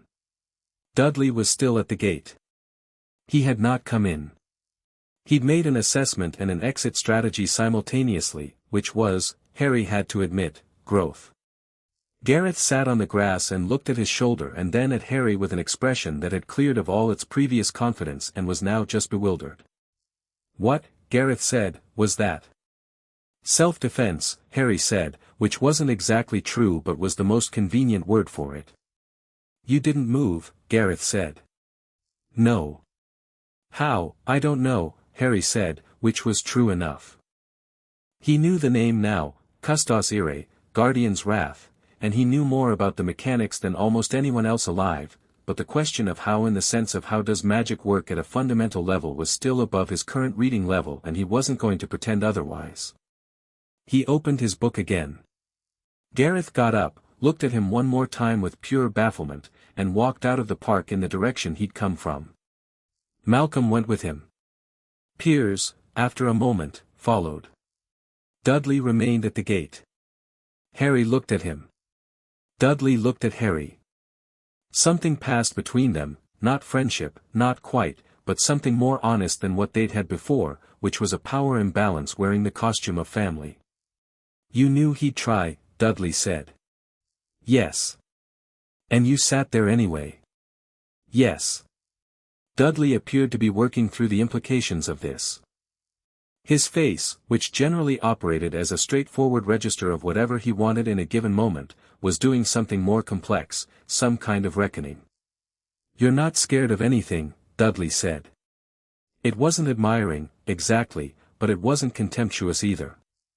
It was the tone of someone identifying a fact they find disorienting. "I'm scared of plenty of things," Harry said. "Spiders in small spaces. Running out of books. The idea that there are things I don't know yet that would change everything if I knew them." He paused. "I'm not scared of people who want to hit me. Not anymore." Dudley was quiet for a long time. "What changed?" he said. Harry considered this. "Someone made sure I didn't have to be," he said. Dudley nodded slowly, not understanding but apparently willing to accept it as a real answer, which was its own kind of growth. He left the park without trying anything, which was new enough that Harry watched him go and then sat for a while in the October cold thinking about what Petunia had said in April 2 years ago and whether Dudley was beginning, at 9 years old, to become a different kind of person than the one his parents had been building. The warmth in his chest was entirely calm. It had no opinion about Dudley today. Harry decided that was encouraging. Hagrid appeared at the end of November. Harry was at the park again. It had become his place, his thinking spot, the one location in the geography of Privet Drive that was genuinely his in the sense that nobody else had claim on it, when a very large man sat down on the bench across the path and began feeding the pigeons with an enthusiasm that seemed designed to suggest he was simply a large man feeding pigeons and had no other purpose. He was enormous. Not Vernon enormous, which was the horizontal expansion of a man who ate well and moved rarely. This was vertical and horizontal simultaneously, a great shaggy cliff of a person, with a beard that appeared to have achieved its own ecosystem and hands the size of Harry's exercise books. He was wearing what appeared to be a moleskin coat that had not been designed to be a moleskin coat but had been persuaded to become one through sheer volume of animal. He was also, very obviously, watching Harry. Harry watched back. The custos irae was warm and calm and curious in a way that was distinct from its combat readiness. It had a different quality when it encountered something unusual but safe, a kind of interested attention rather than defensive preparation. Harry had learned to read this like weather. Rubeus Hagrid, the large man said eventually, still looking at the pigeons with transparent dishonesty. Keeper of keys and grounds at Hogwarts School of Witchcraft and Wizardry. You don't know what that is yet. I have a reasonable working hypothesis, Harry said. Hagrid turned to look at him properly. He had very bright beetle-black eyes that were warm and sharp simultaneously, a combination Harry associated with people who were smarter than they presented. Do ye? British Magical Institution. Boarding school. Historical, significant, probably the same school my mother attended. Harry closed his book. Mrs. Figg mentioned it. Hagrid stopped. She did she? Not directly. She mentions things indirectly and then seems surprised when I connect them. Harry stood up from the roundabout. You're here because someone sent you to look at me. Hagrid had the grace to look slightly abashed. Dumbledore has been monitoring me for years, Harry said, without heat, just as information. Through Mrs. Figg. Who reports to him? He knew about the custos irae when it activated. He tilted his head. So what does he need to know now that he can't get from Mrs. Figg's reports? Hagrid stared at him. Then he let out a laugh so large it startled the pigeons into the air. He said yeah we're something, Hagrid said, grinning. He didn't say what, exactly, but. He shook his huge head. You're 9 years old. Nearly 10, Harry said. Right, nearly 10, beg your pardon. Hagrid leaned forward on the bench with his elbows on his knees, which brought his face to something closer to Harry's eye level. Up close his eyes were even kinder than they'd looked from across the path. He wanted to know, to see in person, like, how you're doing. How you're managing. He worried, that I'd be frightened, Harry said. Or that I wouldn't know how to control it. Or that living here would have, he considered the word. Damaged me. Something like that, Hagrid said, a little uncomfortably. Harry thought about the cupboard, which had been 31 inches wide and which was now a storage room because he lived in the box room now. He thought about Vernon's hand on his shoulder and the warmth that had finally had enough. He thought about 4 exercise books under a floorboard and his mother's handwriting in the margins of a charms primer and the word custos and what it meant. I'm not damaged, Harry said. I'm educated. Hagrid looked at him for a long moment. Then he straightened up on the bench and pulled something from the inside of his enormous coat, a small paper bag, and held it out. Treacle fudge, he said. Made it myself. Thought ye might, didn't know what else to bring a kid, to be honest. Harry took a piece. It was extraordinary, dense and sweet and completely unlike anything he'd had before, which wasn't saying much but was saying something. It's good, he said. Family recipe. Hagrid looked pleased in the way large people look pleased when small people enjoy their cooking. Listen, Harry, can I call you Harry? That's my name. Right. Harry. Hagrid turned his great beard toward the middle distance, choosing words with visible care. Dumbledore's, he's a good man. Best I've ever known. But he thinks about big things. Complicated things. Sometimes he forgets to think about the smaller things at the same time. If ye follow me. He thinks about me as a problem to be managed, Harry said. Rather than a person to be known. Hagrid winced. I wouldn't say, I would, Harry said, not unkindly. It's all right. He's not the first. He ate another piece of fudge. Are you going to tell him what you saw today? I report to him, Good. Tell him I'm fine. Tell him the custos irae is growing and I understand how it works better than anyone else who's currently alive except possibly Mrs. Fig, who understands the theory but not the daily experience of it. Tell him I've read everything available on ward theory and protective enchantment and I'm currently working through my mother's annotations to a charms primer that I found in my uncle's study and have not returned. A pause. You can leave that last part out if you like. Hagrid was laughing again, the pigeons long gone, the park empty around them in the November grey. You're going to be something else at Hogwarts, he said. I can tell ya that much. When? Harry said. Couple years yet. You'll get a letter. I know. He'd found a reference to the admission letter in one of his books. Will you be the one to bring it? Traditionally, I, the keeper of keys, good, Harry said. I'd like that. Hagrid smiled, and it was the smile of someone who hadn't expected to like this as much as he did. They sat in the November park and shared the treacle fudge between them and talked, not about Dumbledore or the charm or the Dursleys, but about Hogwarts, because Harry had questions and Hagrid had answers and answers were Harry's favorite thing in the world. Hagrid talked about the grounds, which were vast and full of interesting creatures, some of which he described with a particular proprietary affection that suggested he thought highly of things that most people found alarming.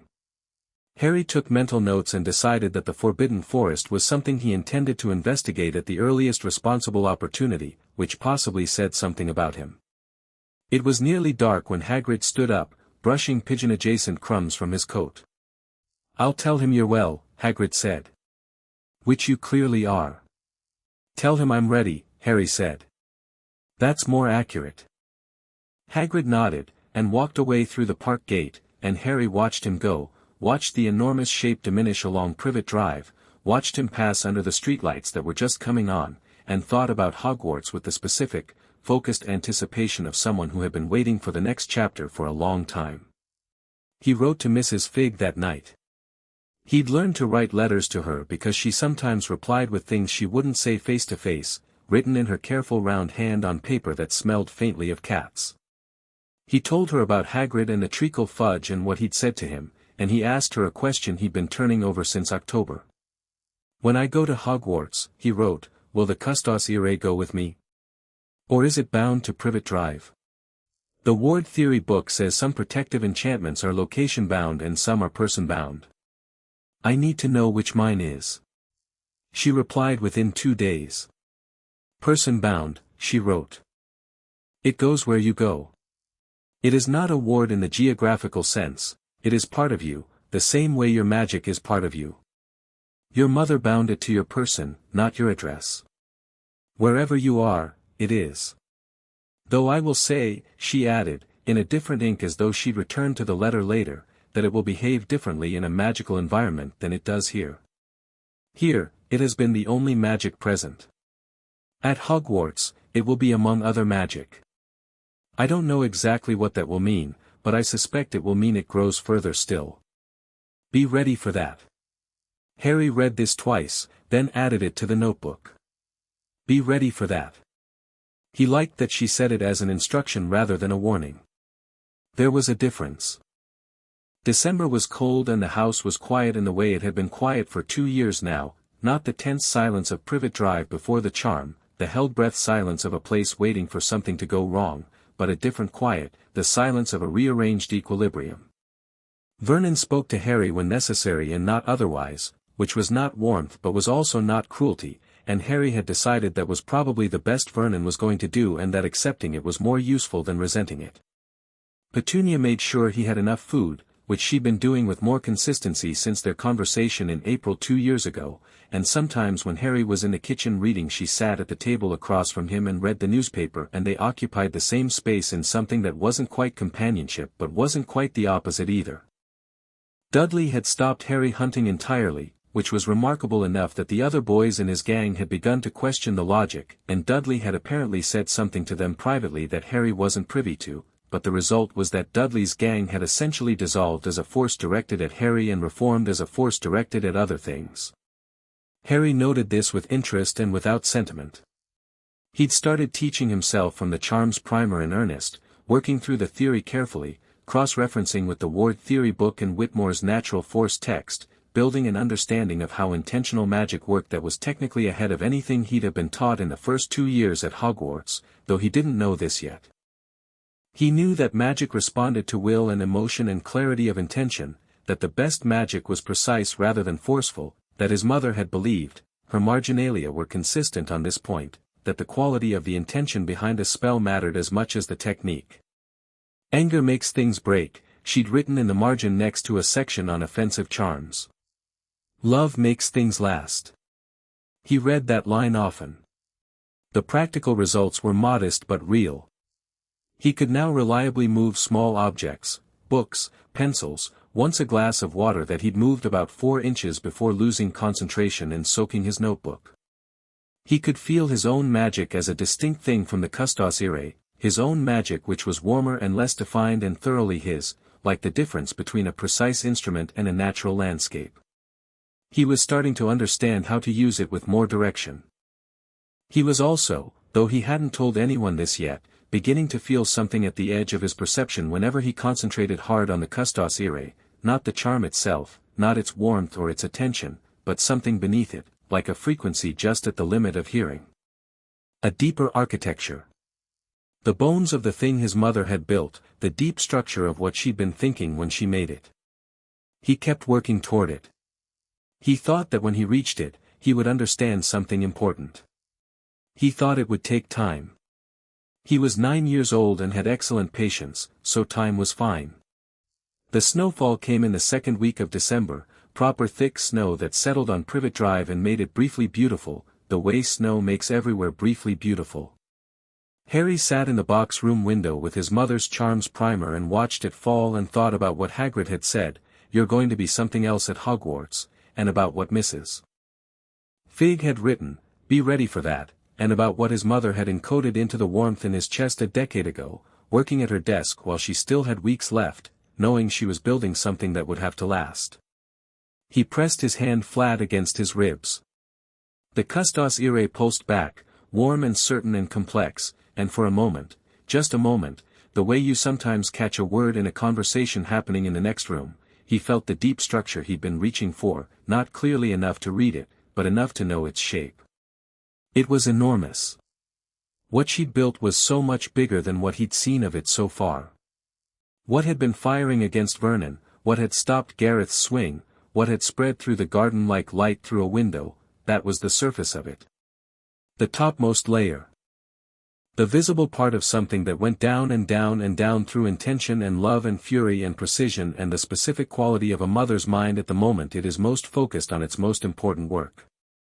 He felt it, and it was like looking at the ocean from a cliff and understanding for the first time what the word ocean meant. "Hi," he whispered. The warmth rose around him in the box room, amber and steady, snow light through the window mixing with it, and it held him there for a moment, just a moment, brief and complete, in the specific quality of an embrace. Then it settled back down, and the snow fell outside, and Harry sat in the window with his mother's book on his knee and turned to the next annotated page. "Intention is the architecture," she'd written. "Everything else is decoration." He read it 3 times, then wrote it in his notebook in careful letters, and sat with it as the snow came down on Privet Drive, patient and quiet and entirely unafraid. Outside, a large tawny owl sat on the fence post in the Dursley garden, watching him through the falling snow with bright eyes, waiting to return to Hogwarts with Rubeus Hagrid's report. Harry noticed it, looked at it through the glass, and raised a hand. The owl blinked. Then it spread its wings and was gone into the white December sky, carrying news of a 9-year-old boy who was not damaged and not afraid and was, by any reasonable assessment, far more ready than anyone had planned for. Chapter 4, Diagon Alley. The letter arrived on a Tuesday. Harry knew it was coming the way he'd known about Dudley's gang in the lane, not through any dramatic premonition, but through the specific quality of the custos irae's attention in the days before, a kind of anticipatory warmth, like coals before a fire catches. He'd been aware of it building since the Sunday, something turning toward him from a distance, something that felt neither threatening nor neutral but deeply, specifically meant. He was in the kitchen making tea when the owl came through the window he'd left cracked open. He'd started leaving it cracked, these past few weeks, without quite knowing why, and landed on the kitchen table with the self-possession of a creature accustomed to being taken seriously. It was a different owl from the tawny Hagrid had used in December. This one was larger, tawny gold, and wore a Hogwarts seal on the leather band at its leg like a badge of office. It held out its leg. Harry untied the letter. The envelope was thick cream parchment, his name and address written in emerald ink in an elegant hand. Mr. H. Potter, The Box Room, 4, Privet Drive, Little Whinging, Surrey. He turned it over. The wax seal on the back had a crest, a lion, an eagle, a badger, a snake around a large letter H. He'd known this was coming for 2 years. He'd thought about what he'd feel when it arrived, whether it would be relief, or excitement, or the specific satisfaction of a thing confirmed. What he actually felt was simple. Like a door he'd been standing in front of for a long time had finally been opened from the other side. He sat down at the kitchen table, broke the seal, and read. Petunia found him still at the table 20 minutes later, the letter in front of him, the owl having helped itself to a piece of toast and departed. She stopped in the kitchen doorway. Her eyes went from Harry's face to the Hogwarts crest visible at the top of the parchment, and something happened in her expression, a sequence of things, grief and fear and resignation and something older than all of those, and then she came in and put the kettle on without saying anything. Harry watched her. "You knew this would come," he said. "Of course I knew." She didn't turn from the kettle. "It came for your mother when she was 11. It came for her every year after that." A pause. "The owls kept coming to our house, the whole time she was at school. Letters, packages. Once a cactus." She made a sound that wasn't quite a laugh. "I never understood what she needed with a cactus." Harry looked at the letter. "I'll need school supplies. There's a list. There's always a list." Petunia turned from the counter with 2 cups of tea, proper tea, the way she'd been making his for the past 3 years, and sat down across from him for the first time she'd ever sat down across from him voluntarily. She had her hands wrapped around her cup and her eyes on the table. "Your mother took herself to Diagon Alley the first time. She knew where it was, she'd found out somehow, your mother always found things out." A breath. "I didn't go with her. I wasn't invited. Or I didn't invite myself. I don't remember anymore which it was." Harry waited. "I'll give you money," she said. "Your parents left, there's an account. At the bank there. Gringotts." She said the word carefully, like a word in a foreign language she'd been practicing. "Your father's family had money. There will be enough." "I know," Harry said. "Hagrid mentioned it." Petunia looked up at him. "The large man." "Yes. He came by in November. In the park." She nodded slowly. Her cup made small circles on the table. "You'll need someone to take you. To Diagon Alley. You can't go alone, you don't know where. I expect Hagrid will come," Harry said. He said something about it. On cue, with the timing that Harry was beginning to associate with the magical world's sense of dramatic propriety, there was a knock at the front door that was less a knock than a series of impacts that suggested the person doing it was unaware of how much force their hands delivered. Petunia closed her eyes briefly. Then she went to the door. Harry heard Hagrid's voice filling the hall, warm and enormous, and heard Petunia's voice in response, thin and controlled, the voice she used for estate agents and school headmistresses, and then heard the specific sound of the Dursley house trying to accommodate a person it had not been architecturally designed for. Hagrid came through the kitchen doorway sideways, ducking the frame, and looked at Harry at the table with the letter in front of him and beamed. "Got your letter, then," he said. "This morning." Harry folded it back into its envelope. "Good timing." "Wasn't timing, exactly." Hagrid settled onto 2 kitchen chairs simultaneously, testing both with his considerable weight before committing. "Dumbledore asked me to be available. Thought you might want a familiar face, like."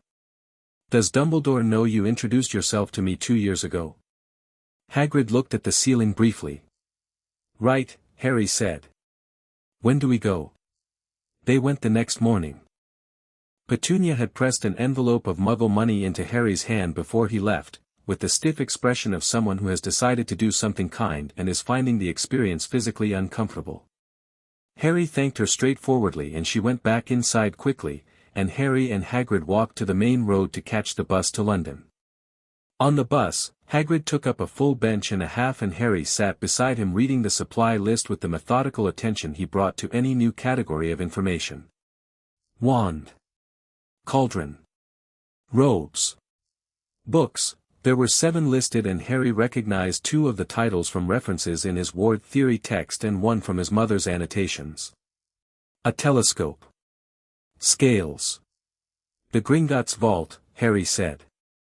What do you know about it? Hagrid shifted his enormous weight.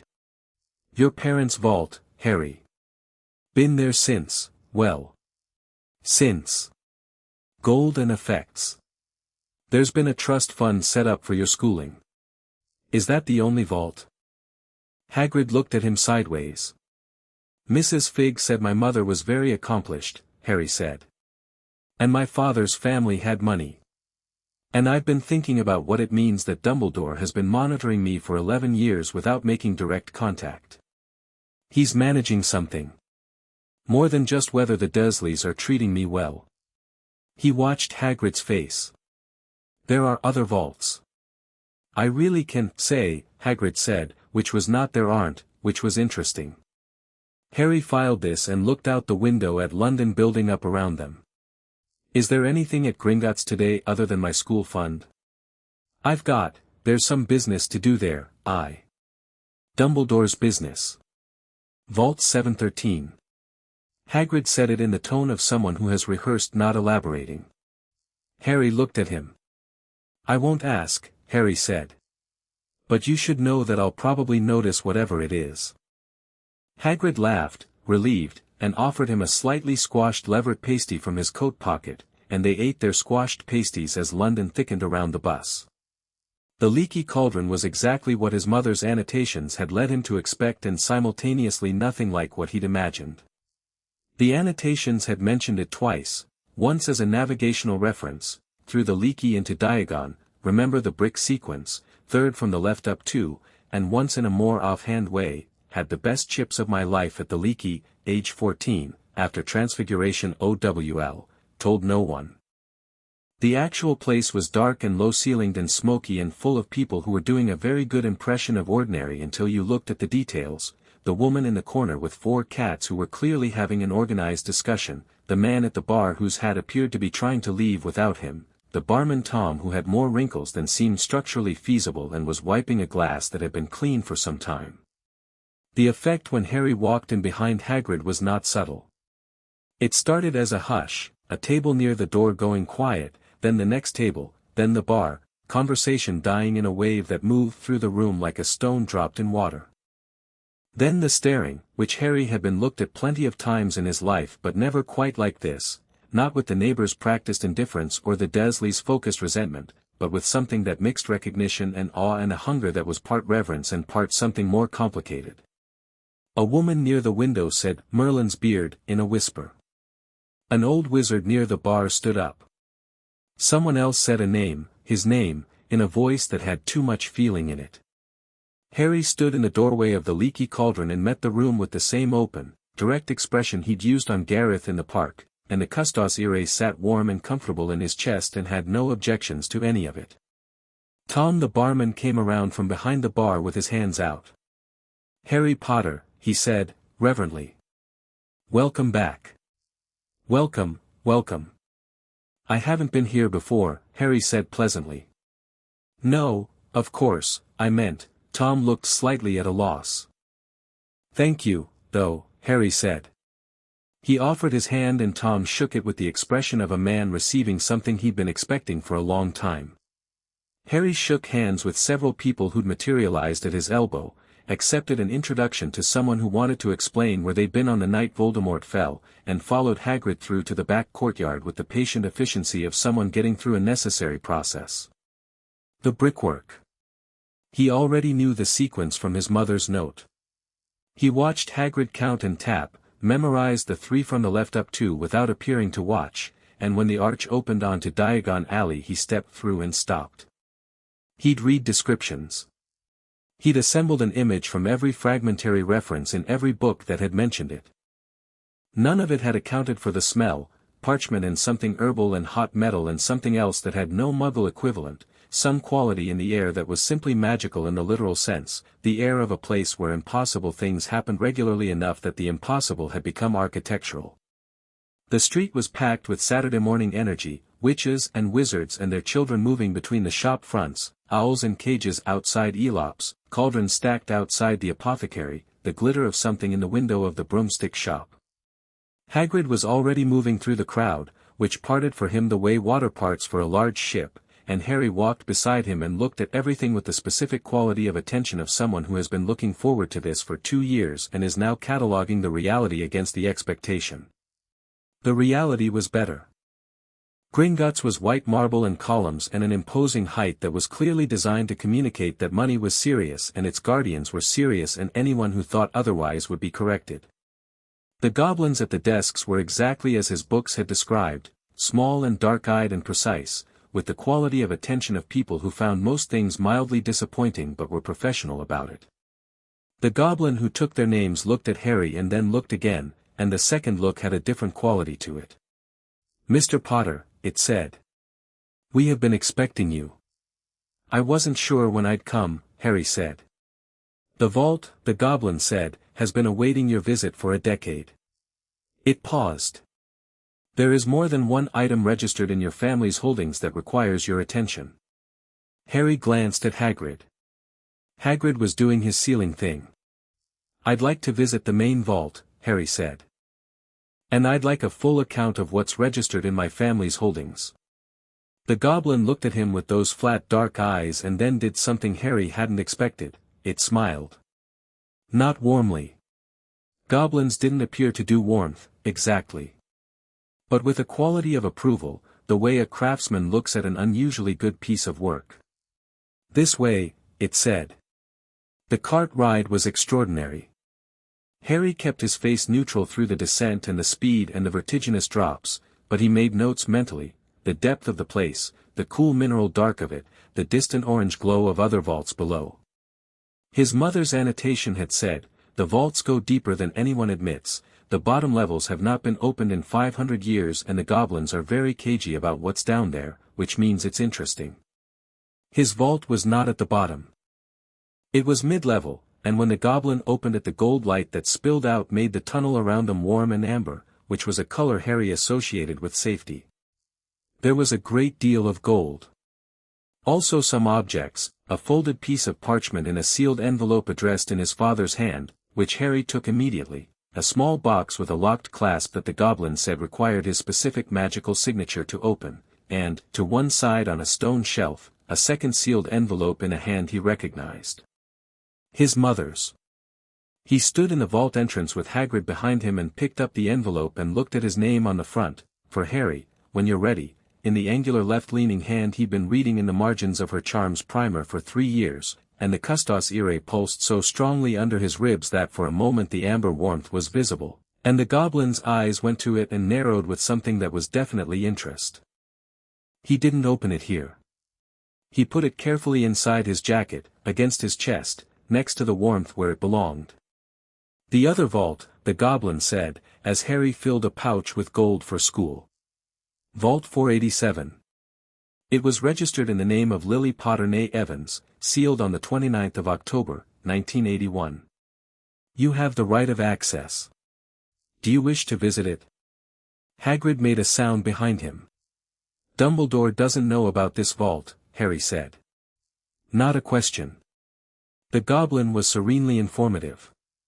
"Gringotts does not share client information without the client's instruction.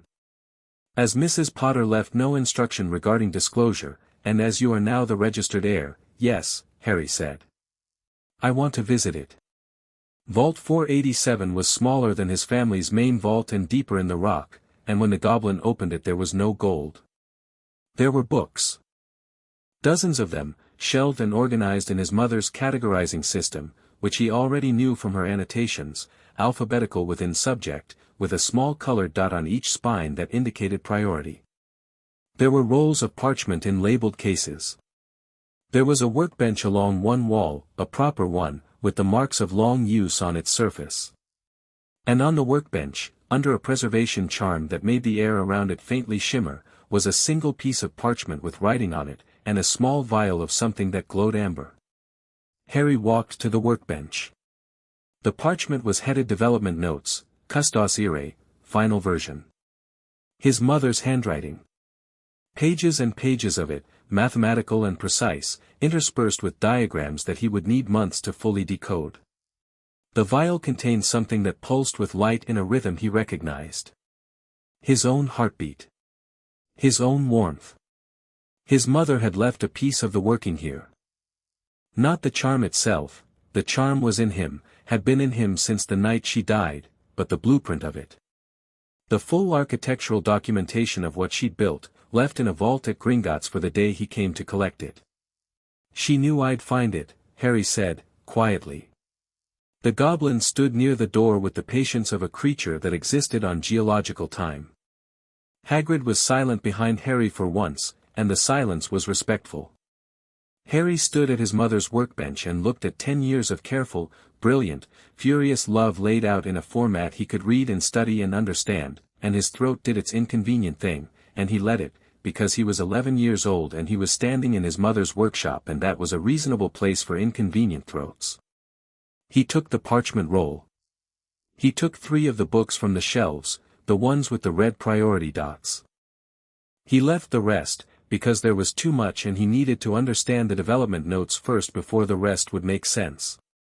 I'll come back, he told the goblin. The vault will be here, the goblin said. They visited Vault 713 after, the Dumbledore Vault, the mysterious package that Hagrid collected with twitchy urgency and tucked into his coat and refused to discuss. Harry looked at the empty vault shelf where the package had been and made a note in the mental notebook and let it go for now. There were more important things today. They emerged into Diagon Alley with Harry's gold and his mother's documents and the locked box from his main vault, and the afternoon had opened up warm and bright for July, and Hagrid, visibly relieved to be out of Gringotts, suggested they start with robes. Madame Malkins was busy with September's coming up rush and Madame Malkin herself was a comfortable, efficient woman who measured and pinned with the speed of a professional and chatted to fill the silence. Harry stood on the fitting stool and held his arms out and thought about his mother's development notes, which were visible as a slight shape under his jacket. The boy at the other fitting stool arrived halfway through Harry's measuring. He was blond, pale, wearing expensive clothes in the way that children with expensive clothes learn to wear them, not showing off, just treating it as the natural order of things. He had a particular quality of self-possession that Harry recognized as the well-practiced version of what Harry himself had developed by necessity. The difference was that this boy had been handed his certainty and Harry had built his from scratch. Hogwarts, the boy said, looking at Harry with the frank assessment of someone who was used to evaluating people quickly. Yes, Harry said. Same. The boy had a precise, carrying voice. Draco Malfoy. He said the surname the way people say the name of a place that is important, not as information but as orientation. Harry Potter, Harry said. The reaction was not like the leaky cauldrons. There was no open reverence. Malfoy's face went through something more controlled, a flash of genuine surprise, quickly managed, and then a recalibration, a reassessment happening behind the grey eyes that Harry could follow because he'd been reading faces for years out of survival necessity. I've heard about you, Malfoy said. Most people have, Harry said pleasantly. Malfoy looked at him with a sharpened attention. He'd expected something different. Harry could see him adjusting in real time. Your parents were very powerful, he said. It came out slightly stilted, like it wasn't the first thing he'd prepared to say. My mother especially, Harry said. What house do you think you'll be in? The change of subject knocked Malfoy slightly off whatever script he'd assembled. Slytherin, he said, with the automatic confidence of someone repeating a foregone conclusion. All my family. And you? I'll find out when the Sorting Hat decides, Harry said. You could make a case for yourself, Malfoy said. I've heard the hat takes your preference into account. I know, Harry said. I've read about it. Malfoy studied him. Harry was aware of being studied and found it only mildly interesting, the way you find a chess opponent's opening move interesting, useful information, not a threat. You're not what I expected, Malfoy said, and the honesty of it seemed to surprise him slightly, as if he hadn't planned to say it out loud. What did you expect? Someone, I don't know. More, Malfoy stopped, tried a different angle. You grew up with Muggles. I grew up with specific Muggles, Harry said. That's different. I've also been studying magic theory since I was 7, so. Malfoy blinked. You don't have magic at home. The Ministry prohibits theory, Harry said. Books. My mother left very detailed notes on how magic works. I've been working through them. He looked at Malfoy with the same open directness he used on everyone. You've had tutors, I'd guess. Private instruction. So you're ahead of the curriculum in technique. I'm ahead in theory. We'll probably be annoying to sit next to in class from opposite ends.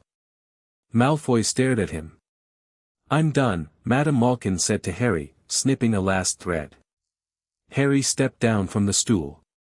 Malfoy was still watching him with the expression of someone who has approached something expecting to be larger than it and discovered they are the same size. See you at school, Harry said. Yes, Malfoy said, and then, because he was the kind of person who needed the last word and was also intelligent enough to choose it well, Potter. It was an acknowledgement. Harry noted it and moved on. The rest of Diagon Alley was the best day of Harry's life. That was a low bar to clear, admittedly, but it cleared it by a considerable distance. Flourish and blots first, because books were always first. He had his school list, but he also had a sense of what he wanted beyond the curriculum, and the shop was extraordinary, floor to ceiling, winding staircases, books he recognized from his mother's annotations shelved alongside books he'd never heard of. He spent an hour in there and came out with his required texts and 6 others, including a second-year defense text that had a chapter on countercharms that connected to something in his mother's development notes, and a small green book called A History of Protective Magic that he found in the back corner and whose index listed the Custos class of charms specifically. The History of Protective Magic didn't mention his mother by name, but there was a footnote on page 214 that referenced an unnamed practitioner circa 1981 who had apparently produced the most sophisticated documented instance of person-bound Custos enchantment in 5 centuries. The footnote's author was clearly frustrated about the unnamed part. Harry read the footnote standing in the aisle and smiled. The apothecary was full of smells that shouldn't have worked together and did. The wand shop, Ollivander's, was down a narrower side street, and when Harry stepped through the door the old man behind the counter looked at him with silver eyes that went immediately to Harry's chest, to the place where the Custos Irae lived, and stopped there. Mr. Potter, Ollivander said, softly. I was wondering when. Hello, Harry said. Ollivander came slowly around the counter, studying Harry with those silver eyes. I felt it, he said, conversationally, when it activated. 6 years ago. I feel significant magical events in this country, occupational sensitivity, you might say. His eyes stayed on Harry's sternum. That was a remarkable piece of work. The enchantment in you. My mother's, Harry said. Yes. Ollivander sounded almost reverent. I made her wand. 10 1/4 inches, willow, swishy, excellent for charms work. She was a natural. He finally moved his eyes to Harry's face. Now. You'll need your own. The wand fitting was strange and wonderful, the wands flying off shelves and being tried and discarded, each one producing a different reaction, some nothing, some a slight warmth, some a very clear no from the Custos Irae, which had strong opinions about objects apparently. Then Ollivander brought out a box from the back shelf and paused before opening it. Holly and phoenix feather, he said. 11 inches. supple. The phoenix who gave the feather gave only one other, the wand that gave you your scar. The warmth in Harry's chest did something complex. Not the combat-ready fire. Not the ambient hum. Something in between, a recognition, the way you recognize a word you've been trying to remember. Harry picked up the wand. The warmth and the wand connected in a way that was not subtle, a surge of amber light that ran from his chest down his arm and through the wand and came out the tip as a cascade of sparks, gold and copper and red, that hit the dusty ceiling and fell in a lazy spiral. The connection lasted several seconds. Ollivander watched it with those silver eyes. Curious, he said, and his voice was very careful.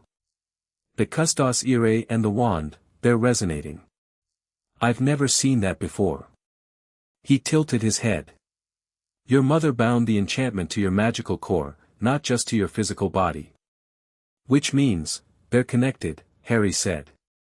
Both expressions of the same magic. Both yours, Ollivander said quietly. Both entirely yours.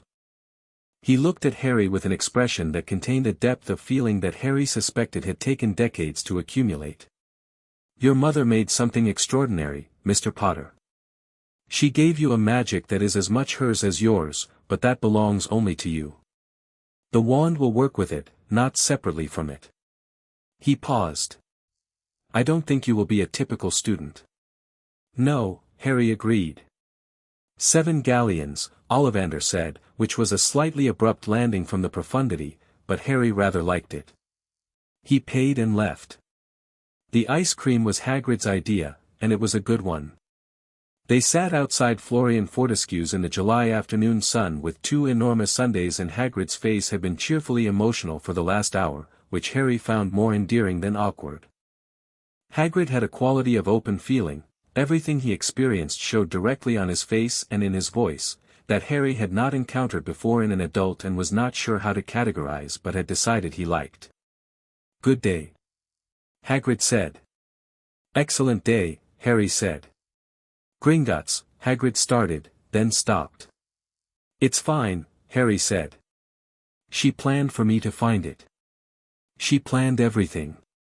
He put his spoon down and looked at the afternoon crowd moving through Diagon Alley, witches and wizards and their children doing their school shopping, the normalcy of a world that had existed the whole time he'd been living in a 31-inch wide cupboard.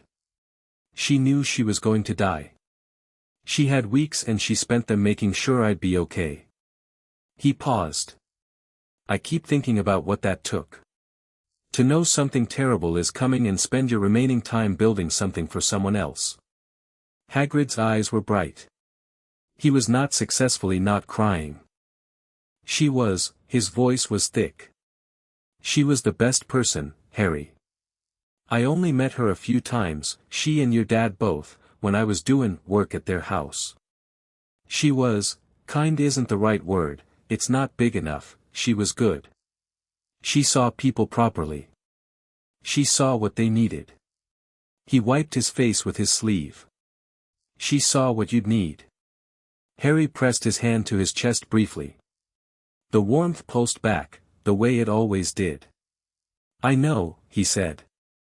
They finished their ice cream in the warm July afternoon, and the custos irae sat content in Harry's chest alongside the Hollyan Phoenix feather wand in his pocket, both of them rooted in the same magic, and around them Diagon Alley moved in its ancient rhythms, and Harry Potter ate his sundae and looked at the world that was about to become his and felt, with a certainty that didn't need examining, completely prepared. On the way back to the leaky cauldron, they passed a witch who stopped dead at the sight of Harry and grabbed her husband's arm and said, "Look, it's him," in a voice full of feeling, and Harry smiled at her pleasantly and kept walking, and the custos irae didn't so much as flicker. This world knew him already. He was still deciding what he thought of that. But he had his mother's notes against his chest and his wand in his pocket and 2 months until September 1st, and that was time enough to be ready for whatever the wizarding world had prepared for him. He suspected it was not ready for what he had prepared in return. Chapter 5, The Sorting and the Choosing. The Hogwarts Express left King's Cross at 11 o'clock on the 1st of September, and Harry was on the platform at 10:15. He'd spent the 2 months since Diagon Alley reading.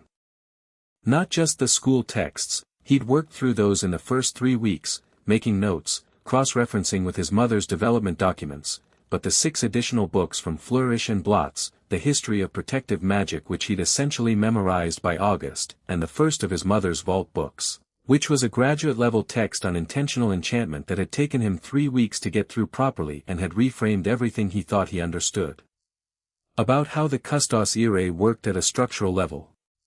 He'd also, finally, opened his mother's letter.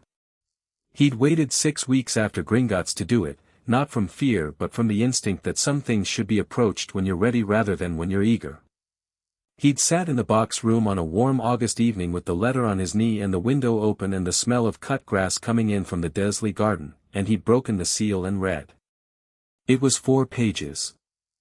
He would not share the contents with anyone, ever, unless he chose to, and he hadn't decided yet whether he would choose to.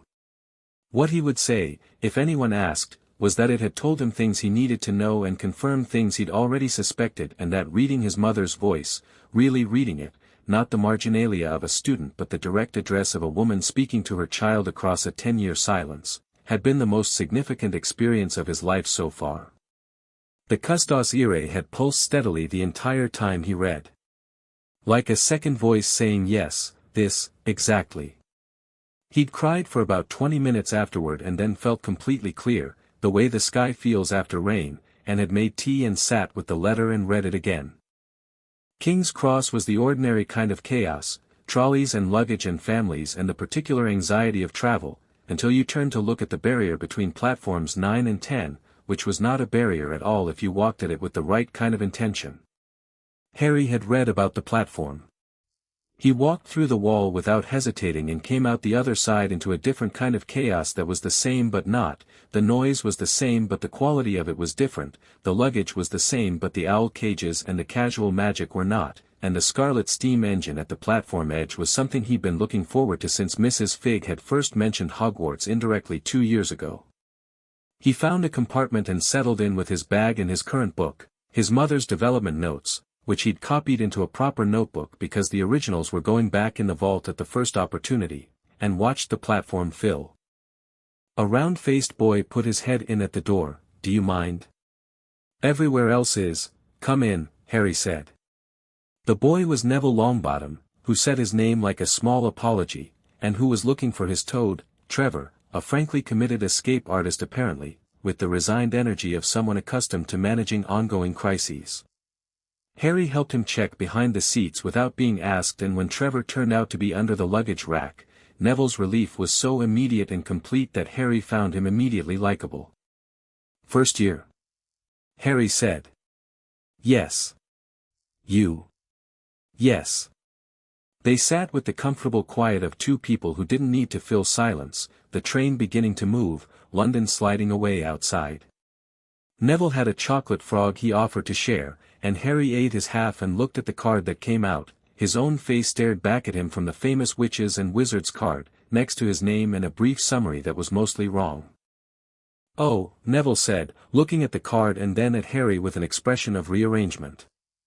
"Yes," Harry said. "I didn't, you don't look like, the card." "I was going to say famous," Neville said, and then looked mortified.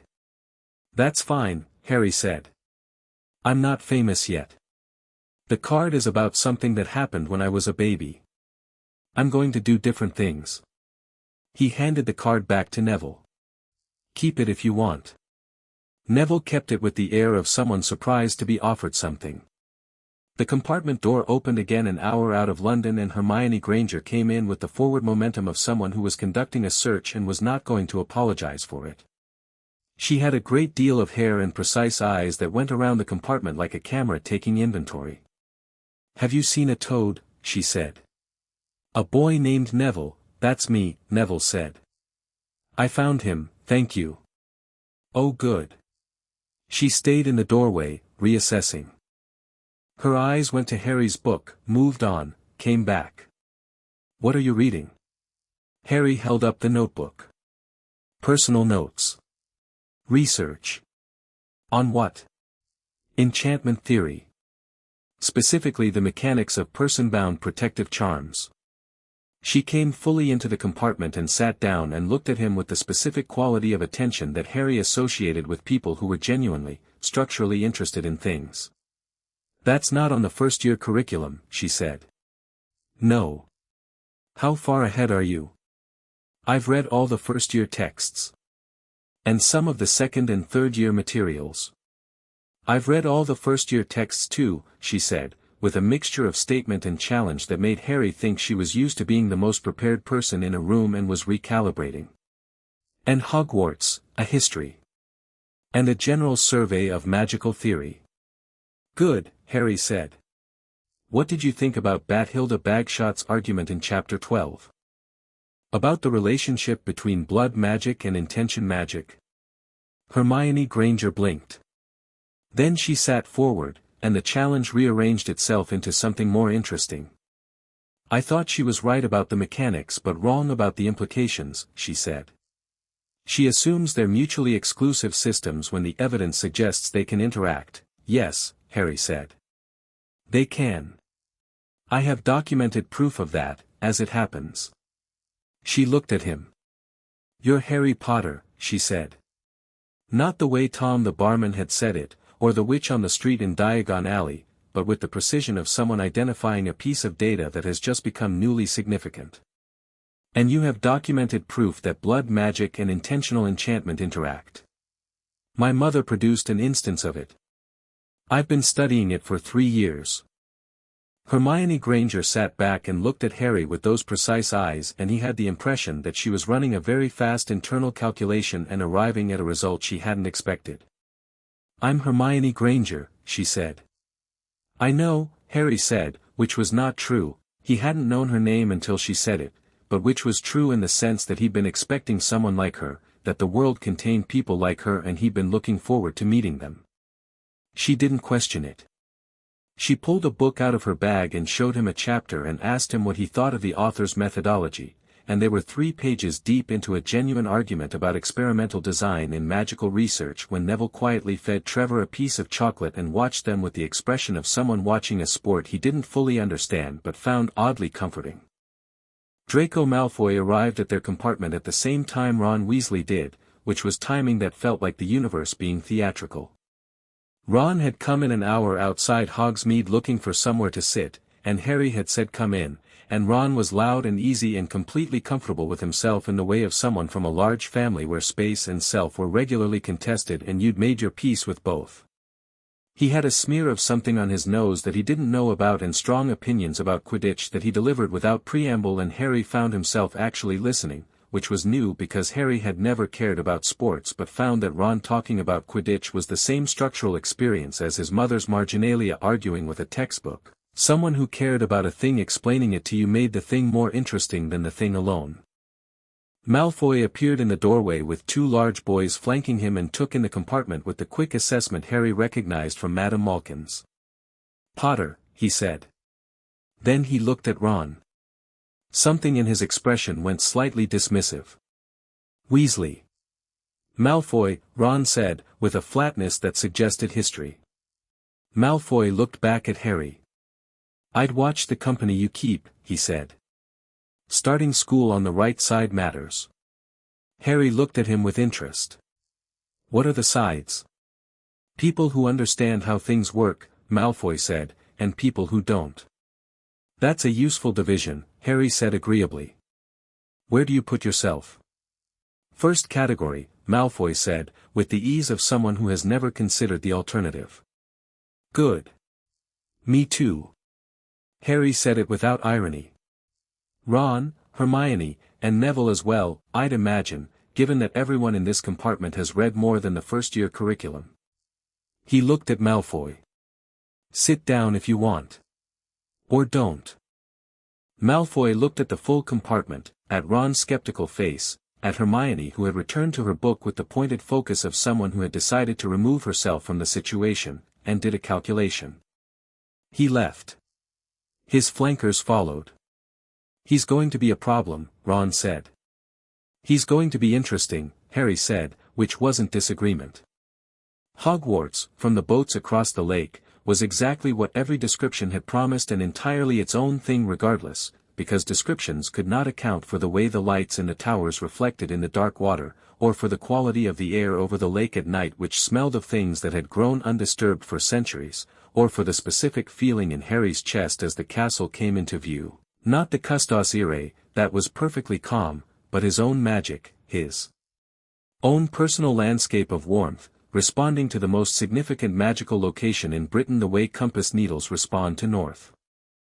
He sat in the boat with Hermione on one side and Neville on the other, Ron across, and he looked at Hogwarts and felt it looking back, and the Hollyann Phoenix feather wand in his pocket was warm against his leg and the custos irae was steady and patient and waiting, and Harry allowed himself, briefly, the full feeling of arriving. He'd been getting here for 11 years. He was here. The entrance hall was tall and torchlit and full of nervous first-years who went quieter as Professor McGonagall came down the stairs toward them, which was appropriate because McGonagall had the quality of someone before whom quiet happened naturally. She was exactly as he'd hoped, precise and straight-spined with eyes that didn't miss much and a manner that managed warmth and authority simultaneously rather than trading one for the other. She went through her explanation of the houses with the efficiency of someone who had done this many times but hadn't stopped meaning it, and her eyes went over the line of first years with the professional assessment of someone sorting resources. When they reached Harry her gaze stopped for one beat longer than the others. He looked back at her steadily. Something shifted in her expression, not quite a smile, but the preparatory movement of one. She moved on. The ghosts appeared and dispersed.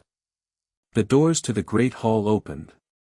Harry walked in and looked at 4 long house tables and hundreds of faces turning and the enchanted ceiling doing something extraordinary with the night sky and the floating candles, and the custos irae was utterly calm, and his own magic was making itself known in the warm general sense of being in the right place, and he thought, right then. The staring started when McGonagall read his name. Potter, Harry.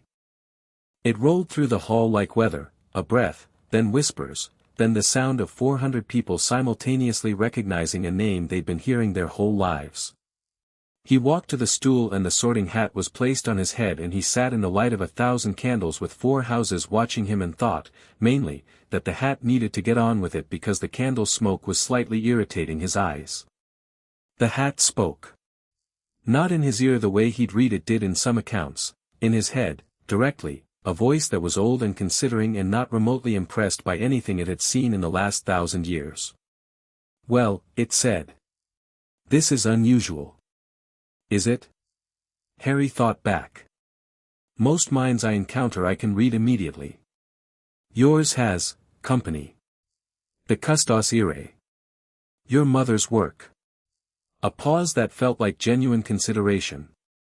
I can feel its architecture. She was extraordinary. Another pause. And you've been studying it. For 3 years. You understand it better than most adults would. Better, perhaps, than anyone except its maker. The hat sounded, Harry thought, genuinely interested. This was possibly the first time it had found something novel in several decades. Now then. Where to put you? There's courage here. Certainly, the kind that isn't dramatic, the kind that just quietly refuses to be afraid, which is actually the more reliable sort. Significant intelligence. Loyalty. And something else. What's something else? A quality I associate with Slytherin, but it's not quite ambition. It's more like, you intend to master things. Everything you encounter, you want to fully understand and then exceed. That's a particular kind of mind. Is that a problem? Not at all, the hat said. It's a description. A pause. You have a preference? I'd like to be where I can do the most, Harry said. Where my particular set of capabilities will be most useful. And where I'll encounter the strongest challenges. That's not choosing a house, the hat said. That's choosing a purpose. Yes, Harry said. The hat was quiet for a moment that felt longer than the others. Your mother was Gryffindor, it said finally. Your father was Gryffindor.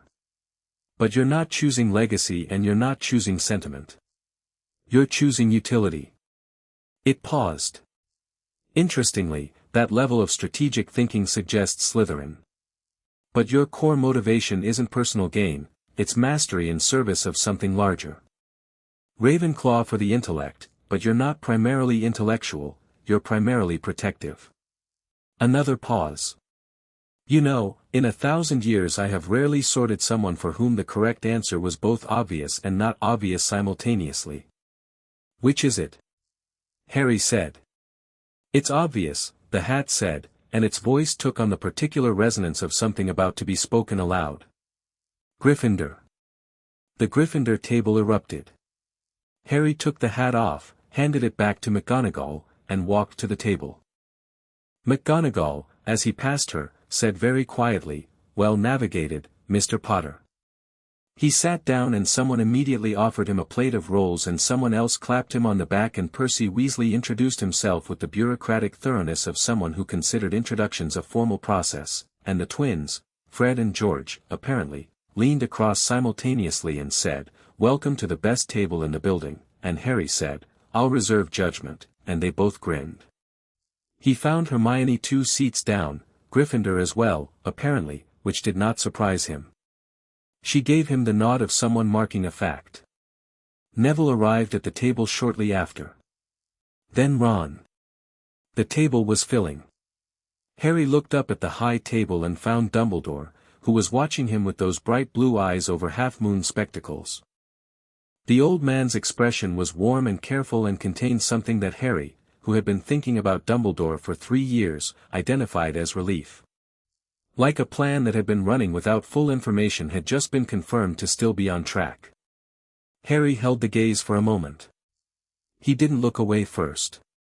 Dumbledore did, moving on to the rest of the sorting with the gentle ease of a man who was used to being the most powerful person in any room and had just registered that this was no longer entirely accurate.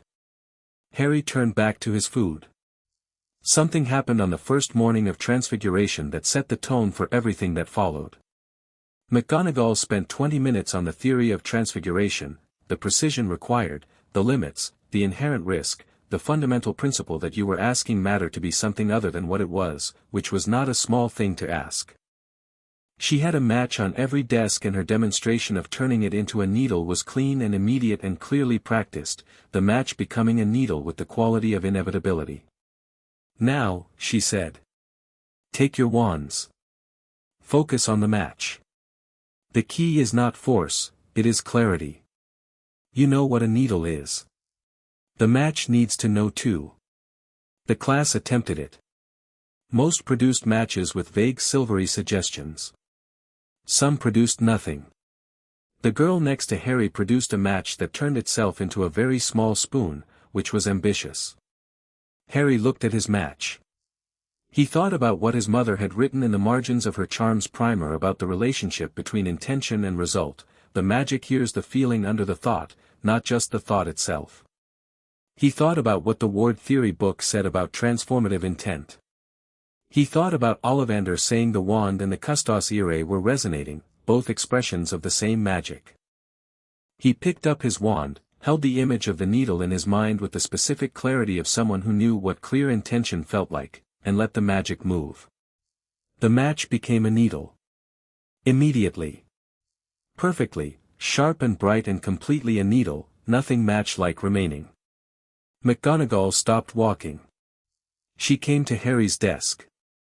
She picked up the needle and examined it. She set it down. She looked at Harry with those sharp eyes. "Mr. Potter," she said carefully. "Have you done this before?" "No," Harry said. "Then how? I understand why it works," Harry said. "The theory." Once I understood the why, the how felt straightforward. McGonagall was quiet for a moment. Around the classroom, everyone had stopped attempting their matches to watch. "Do the next one," she said, placing a second match on his desk. He turned it into a needle. Then, before she asked, he turned the needle back into a match, which was technically second-year work. McGonagall looked at him for a long moment. Then she looked out at the class and said, with the composure of a woman who had taught for many years and was not going to let her expression get ahead of her assessment, as Mr. Potter has demonstrated, the principle is clarity of intention. Observe the technique. Later, as the class was leaving, she stopped him at the door. "I'd like to speak with you after dinner," she said. "Of course," Harry said. "Your mother," McGonagall said, and stopped. Then, "Your mother was one of the finest students I ever taught." "I know," Harry said. "I've been reading her notes." McGonagall's expression did something very brief and very genuine. "Of course you have," she said softly. 7 o'clock, my office. Potions was a different kind of interesting. Snape arrived in a sweep of black robes that was clearly a practiced entrance and began with a speech that was written in the Register of Intimidation, a specific, targeted intimidation, designed to establish that this room belonged to its teacher and its students existed on probation. Harry listened with genuine interest because Snape was clearly intelligent, the speech was well constructed, and the intimidation was a technique he'd been observing and cataloging since he was 5 years old and therefore found more educational than threatening. "Potter," Snape said, midway through the speech, turning from the board with the specific quality of attention of someone who has chosen a target. "Our new celebrity." The class went quiet in the particular way classrooms go quiet when a teacher has decided to make an example. Harry looked at him. "Tell me," Snape said, "what you would get if you added powdered root of asphodel to an infusion of wormwood."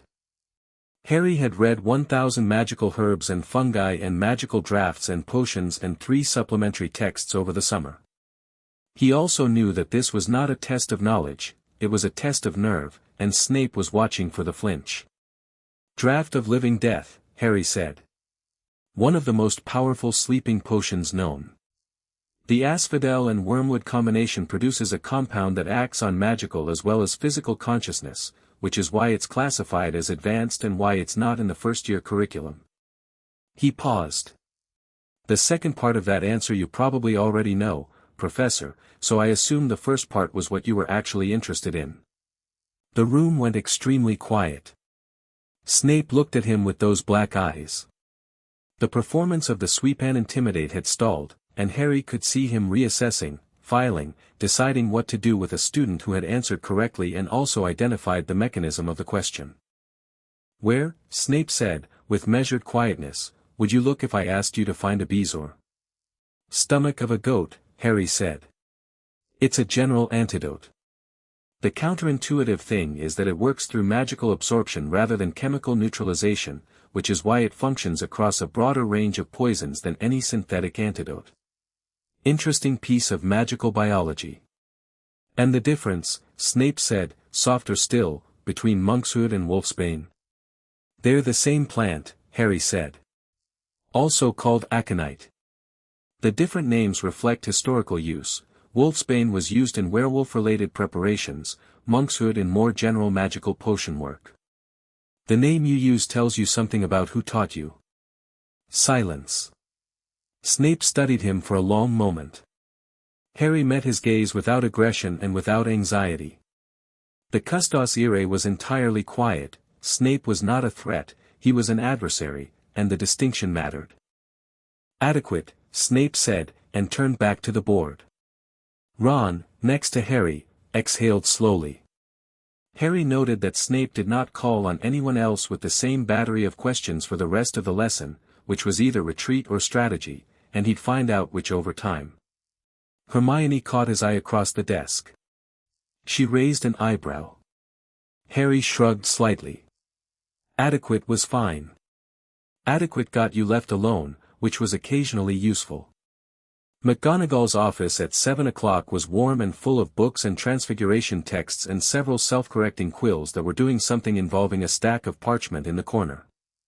She had tea ready, which Harry thought was characteristic of her, the preparation of something useful as a baseline for any meeting. "Sit," she said, pouring. "I want to talk to you plainly, Potter, so I'll get to it. I observed something in class today that I want to address while it's early." "All right," Harry said. "You are significantly ahead of where you should be.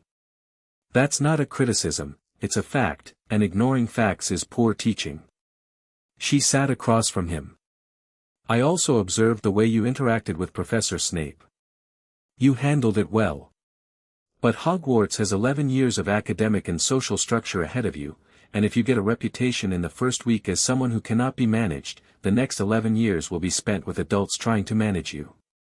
Harry thought about this. Is that a warning? It's information, McGonagall said. What you do with it is your business. She wrapped her hands around her cup. Your mother was the same way. She arrived knowing more than was comfortable and spent the first month calibrating how much to show. She told me once, in 6th year, that it was the most useful thing she'd done in those early months. She calibrated down, Harry said. She was strategic about it. I won't do that, Harry said. Not confrontationally. Just clearly. I don't hide capabilities. I've spent 11 years in a situation where hiding was the only strategy and I've decided it's not one I'm willing to use anymore. He looked at McGonagall. What I will do is be sensible about timing. There's a difference between showing everything at once and concealing it. McGonagall studied him. Yes, she said. There is. I'll be sensible, Harry said. I'm not senseless. But I won't shrink. McGonagall was quiet for a moment. Then she set her cup down and said, Your mother said something to me in her 7th year that I've thought about many times since. She paused. She said, the problem with hiding your light is that you start to believe the dark is the truth. Harry sat with that. She said that to you, he said. In this office. 7th year, December. McGonagall's voice had gone very precise, the way voices go when they're carrying something they've been holding carefully for a long time. She'd been having a difficult term. Circumstances that, well. You don't need the details. The point is she said it, and I've never forgotten it. Neither will I, Harry said. They drank their tea. McGonagall asked him about his reading and he told her about the vault and the development notes, not all of it, but the outline, and she listened with the quality of someone who was adjusting a long-held understanding. She asked what he was planning to do with the knowledge and he said understand it fully, and then go further, and she looked at him with those sharp eyes and nodded once, firmly, the way you confirm a correct answer. When he stood to leave she said, Quidditch tryouts are in October.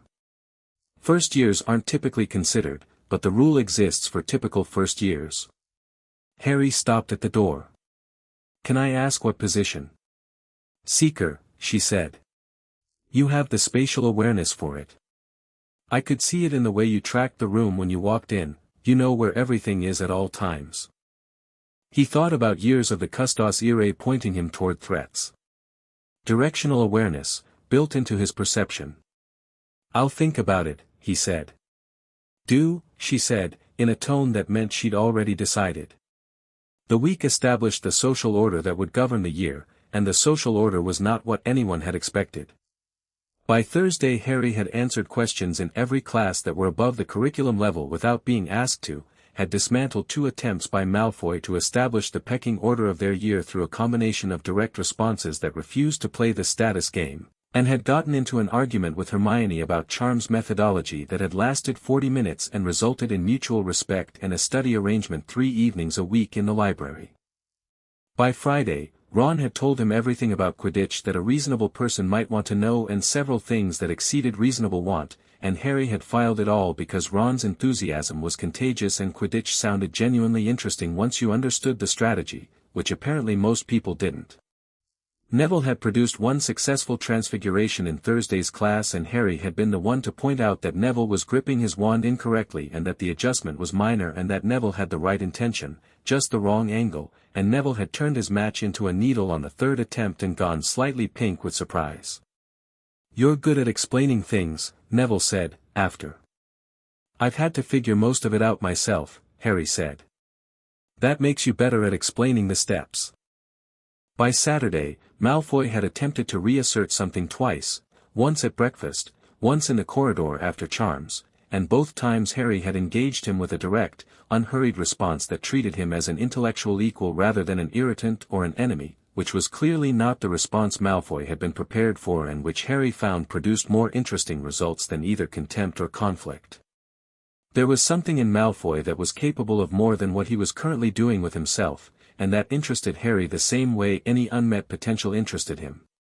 On Saturday evening Harry sat in the Gryffindor common room by the fire with his mother's development notes in his own notebook, working through the interaction between the Custos Irae and his wand magic that Ollivander had described, testing small things, feeling for the connection. Hermione was across from him with her own notes, and Ron was playing chess against himself with the absent attention of someone who was mostly thinking about something else, and Neville was sitting nearby with a herbology text and occasionally showing Harry a particularly interesting diagram. It was, Harry thought, the most normal he had ever felt. Not normal in the sense of ordinary, he had never been ordinary and didn't intend to start. Normal in the sense of this is the correct shape for an evening. People, and warmth, and work that mattered, and the amber pulse of the Custos Irae sitting quiet in his chest. Harry, Hermione said, without looking up from her notes. Do you know what that is? The glow. Yes, Harry said. She waited. My mother made it, he said. It's a protective enchantment.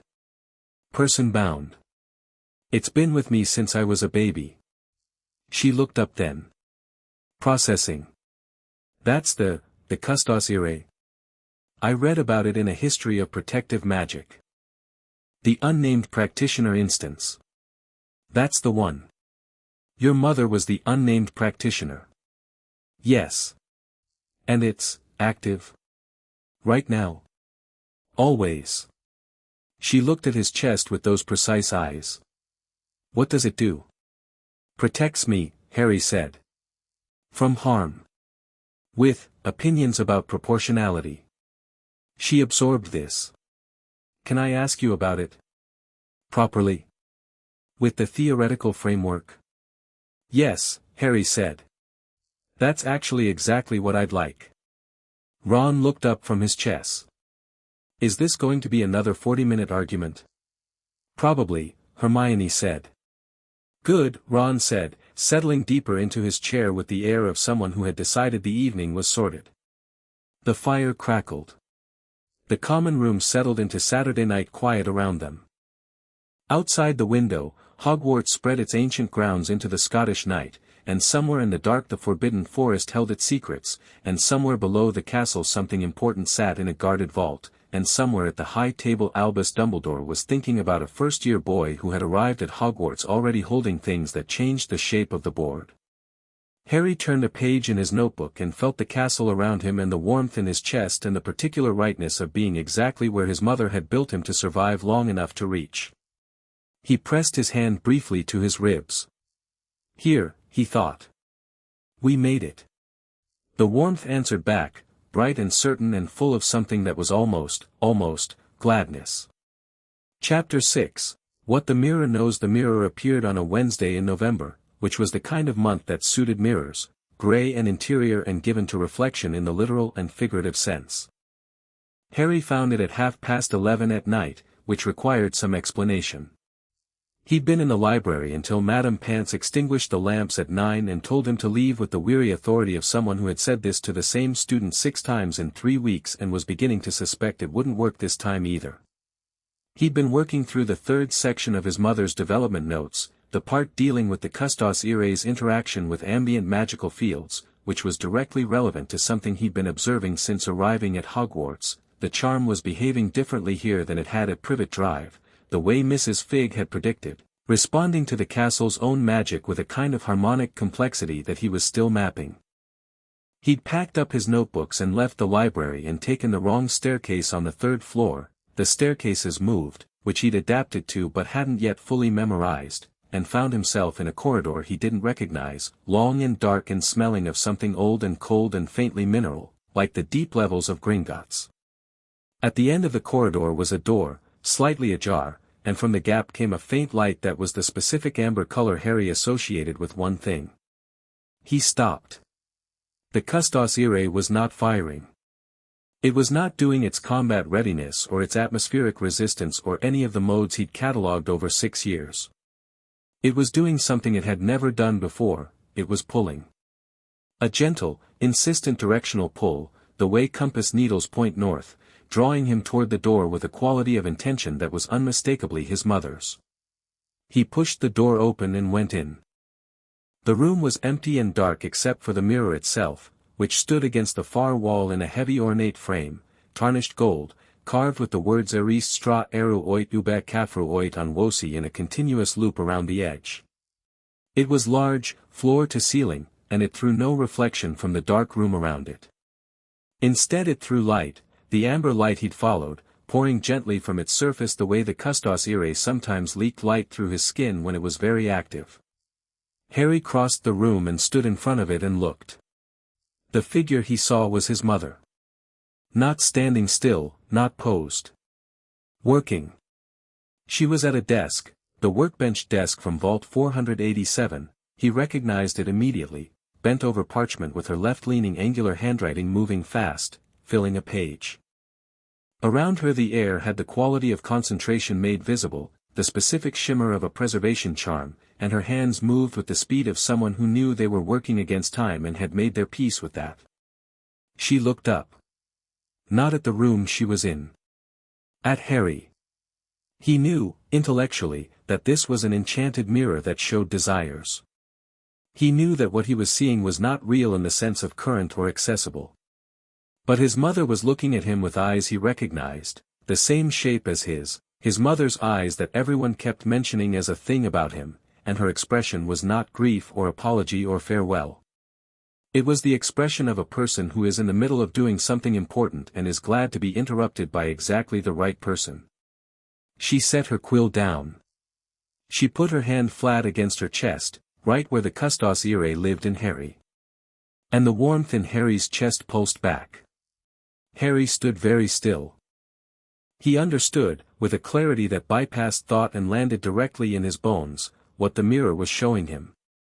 Not what he wanted most in the simplest sense, not his parents alive, not a family, not the absence of the cupboard under the stairs. What he wanted most was to know her. Not to mourn her and not to wish her back, but to understand the mind that had built what lived in him. To sit at her workbench and read her notes and follow the architecture of her thinking. To know her not as a loss but as a person. And she was showing him that she knew that. He watched her pull a fresh piece of parchment. She wrote something on it quickly, he couldn't read it from this angle, the mirror had limits, and then she held it up, facing out, facing him. It said, "You already know." He stood with that for a long moment. "I know you built it," he said quietly to the mirror. "I've read the development notes. I know the structure of it. What I don't know is," he stopped. "I don't know what's at the bottom. The deep structure. I can feel it sometimes. When the charm is very active, or when I concentrate on it, there's something underneath everything I can see. Something big." His mother looked at him. She tilted her head slightly, a gesture so personally specific that his chest tightened, because he'd seen himself make it in mirrors when he was thinking, and she pointed at him. "It's in me," Harry said. She nodded. She pointed at the development notes on her desk. "I haven't finished them," he said. "The third section is, the mathematics are complex, I need more," he stopped. "You put the answer in the notes." She pointed at him again. Then at her head. "It's in the notes," Harry said slowly, "and I'll understand it when I'm ready to understand it. Not before." She smiled.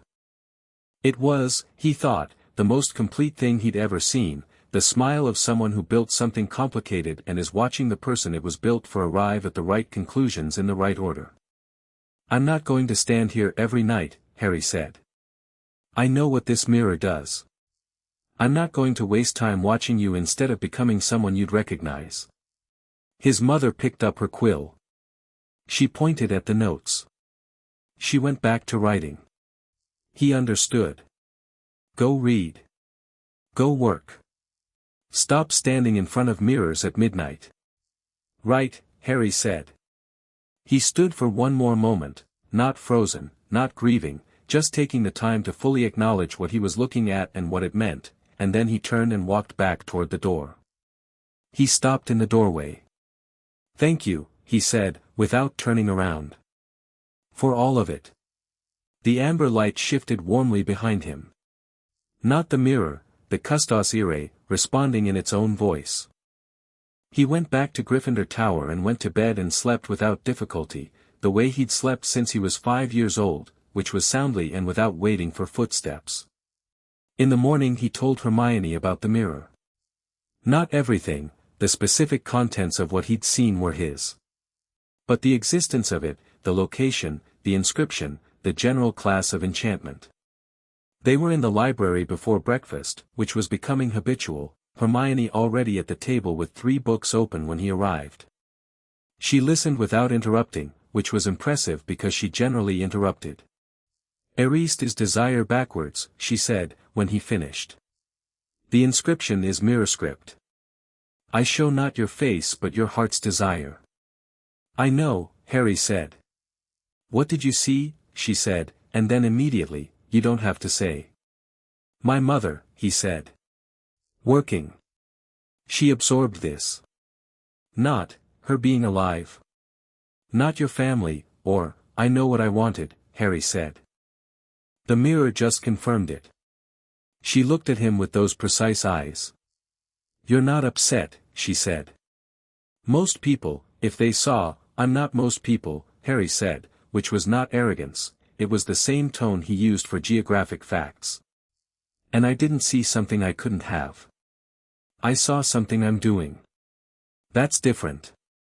You're becoming someone who understands what she built, Hermione said slowly. Yes. Which is her legacy, she said. Which is what she wanted. Yes. Hermione was quiet for a moment, turning this over with the systematic care she brought to everything. The mirror is a trap, she said then. For most people. They stand there and want what they see and don't do anything about it because they're getting the feeling of having it without the work of earning it. I know, Harry said. That's why I left. But you couldn't resist going in initially. I didn't resist. I walked in on purpose. The custos irae pulled me toward it. He paused. I think my mother put something in the mirror. Or more accurately, I think the charm and the mirror responded to each other. The mirror showed me what Lily Potter would have wanted it to show me. Hermione sat back with the expression she had when a theory connected unexpectedly to another theory. She was dead before the mirror was presumably placed in that room. She couldn't have programmed it. No, Harry said. But the custos irae responds to situations. It doesn't just execute stored commands, it makes judgments. It recognized what the mirror was and decided that what I needed to see was what she left me to find. He tapped the notebook. It's been making those kinds of decisions my whole life. That's, Hermione stopped. Started again. That's a level of artificial intelligence in a charm that shouldn't be possible. My mother was doing things that shouldn't be possible, Harry said. That's the point. Hermione looked at him for a long moment. Then she reached into her bag and pulled out a fresh piece of parchment. Tell me everything you know about the deep structure, she said. The part you said you could feel but couldn't read. Harry told her. Quidditch practice happened 3 times a week, and Harry was, as McGonagall had predicted, a natural. Not naturally talented in the way that suggested it came without effort. He worked hard at it, the same way he worked hard at everything, bringing his systematic attention to the angles and speeds and the specific quality of awareness the seeker position required. But the spatial perception that the custos irae had been building in him for 6 years transferred to 3-dimensional flight with a seamlessness that was almost embarrassing. The first time he flew he went from 0 to full speed in 4 seconds, pulled a vertical bank at 50 feet that made the Gryffindor captain Oliver would cover his eyes, and found the practice snitch in 11 minutes, which Wood said was 3 times faster than any previous first year he'd seen. Where did you learn? Wood demanded. I haven't done this before, Harry said, landing. Wood stared at him. You flew like that and you've never, the spatial awareness transfers, Harry said. And I understand the aerodynamics. I read a book. You read a book about Quidditch. Ron recommended it. He paused. Several times. The team's reaction ranged from Wood's unbridled delight to the beater's mild resentment to Alicia Spinett's frank assessment that Harry was the best thing that had happened to Gryffindor's seeker position in a decade, which was warm but also 7 years old, so perhaps she'd meant as a compliment. Harry liked flying. He'd expected to like it. He liked things that involved moving through space at speed while simultaneously processing information, but the reality of it was better than the expectation. On a broom the wind made everything clear, and the castle spread below him was a map of a world that was beginning to be genuinely his, and the Custos Irae at high altitude had a different quality to it, lighter somehow, as though the height gave it room to expand. He let it. Flying at the top of his arc, far above the pitch, the charm spread outward in the way it had in the Dursley garden on the July day Vernon had finally broken, not defensively, not toward any threat, just expansively, filling the space around him with warm amber light that the afternoon sun made almost invisible. He hung at the top of his arc for 3 seconds and looked at Scotland spreading in every direction and felt the charm and his own magic and the wand in his hand and the broom under him all resonating in the same key, and understood that this was what Ollivander had been trying to explain, that everything in him was connected, his mother's gift and his own, that they weren't two separate things supplementing each other but one integrated system that happened to have been assembled by two people. He dove. Malfoy found him after practice, alone, which was either brave or a sign that Malfoy had been doing some recalibrating of his own. He was waiting on the path back to the castle, his flankers conspicuously absent, his hands in his robes with an expression that was trying for casual and landing on slightly rehearsed. "You're good," Malfoy said. "On a broom." "Thank you," Harry said. Malfoy fell into step beside him, which was a statement of intent. Slytherin and Gryffindor seeker walking back from the pitch together was not something either common room would find natural. "I've been watching you," Malfoy said. "I know," Harry said. "You're not subtle about it." Malfoy's jaw tightened briefly. "You don't behave like anyone expected you to." "What did you expect?" "Someone easier to." Malfoy stopped. "Started differently. Someone who needed things. The famous Harry Potter, who didn't know about magic until September, who'd lived with muggles, who had no," he made a gesture. "No context. Someone who could be helped. Shown things. Positioned. Someone you could own a favor from," Harry said. Malfoy didn't deny it. "That was interesting. My father said to get close to you," he said. "He said it was politically important. And you're telling me this because?" "Because you'd have figured it out anyway," Malfoy said, with the particular irritability of someone who has decided honesty is more efficient than strategy. "And because telling you means we're having a real conversation instead of a performance, and I find the performance," he stopped. "Boring?" Harry suggested. "Insufficient," Malfoy said, and there was something genuine in it, the word of someone who had been working with insufficient tools for a long time and was considering the possibility of better ones. Harry looked at him. The Custos Irae was calm and quiet and had no objection to Malfoy whatsoever. "What does your father want?" Harry said. "Information," Malfoy said. "About you. About your," he gestured vaguely at Harry's chest. "The thing. The light." "The Custos Irae," Harry said. Malfoy looked at him. "You know what it is." "I've always known what it is," Harry said. "I've been studying it since I was 7. My mother built it. It's a person-bound protective enchantment, the most sophisticated documented instance of its class in 5 centuries. He said it the way he'd say anything true. Your father wants information on it for Voldemort." The name landed on the path between them. Malfoy stopped walking.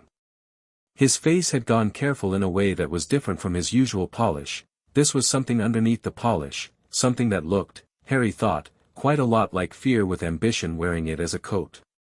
"You say that name," Malfoy said. "It's his name," Harry said. "He's not dead, he's diminished, and using his name is accurate." Not using it is a superstition that has more to do with the wizarding world's post-war anxiety than with any actual magical consequence. He started walking again. Tell your father I said hello, and that the custos irae is growing, and that anyone who intends harm to me should factor that in thoroughly before committing to a plan. Malfoy caught up with him. He was quiet for 4 steps. What if I don't want to tell my father anything, he said. Quietly. Like a question he'd been holding at a careful distance. Harry glanced at him. Then don't. That's your choice. He'll know. Probably, Harry said. That's the problem with having parents who want to manage you. Eventually you have to decide whether you're their project or your own person. He paused. I had the same problem, more or less. Malfoy looked at him. With the Dursleys. With the Dursleys. That's different, Malfoy said. My father isn't, I know the difference, Harry said. Your father loves you, in his way. That makes it more complicated, not less. Easier to justify staying small for someone who loves you than for someone who doesn't.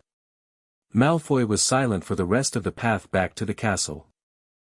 At the entrance he stopped, and Harry stopped with him, and they stood in the November evening with the torchlight from the hall and the sound of the castle's deep ongoing life around them. Why are you telling me things? Malfoy said. Because you're intelligent, Harry said. And because the version of you that isn't performing for your father is more interesting than the one that is. He pushed open the door. Think about it. He went in. He didn't look back to see what Malfoy's expression was doing. He went back to the 3rd-floor corridor the following Saturday and looked for the room with the mirror. It was gone.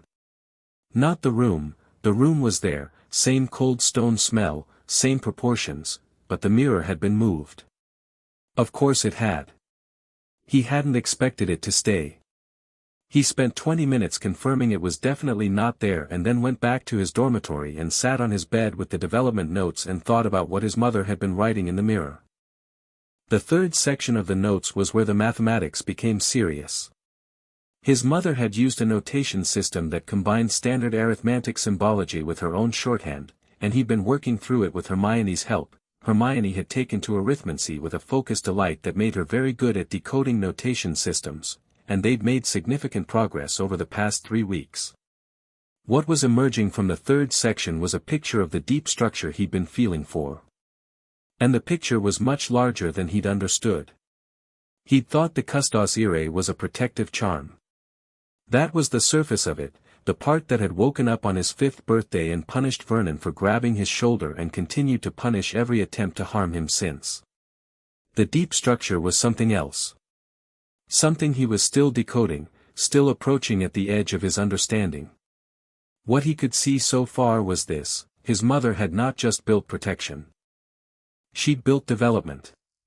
The charm was not just reactive, it was actively engaged in the ongoing construction of Harry's magical capability. Every time it had fired, it hadn't just protected him.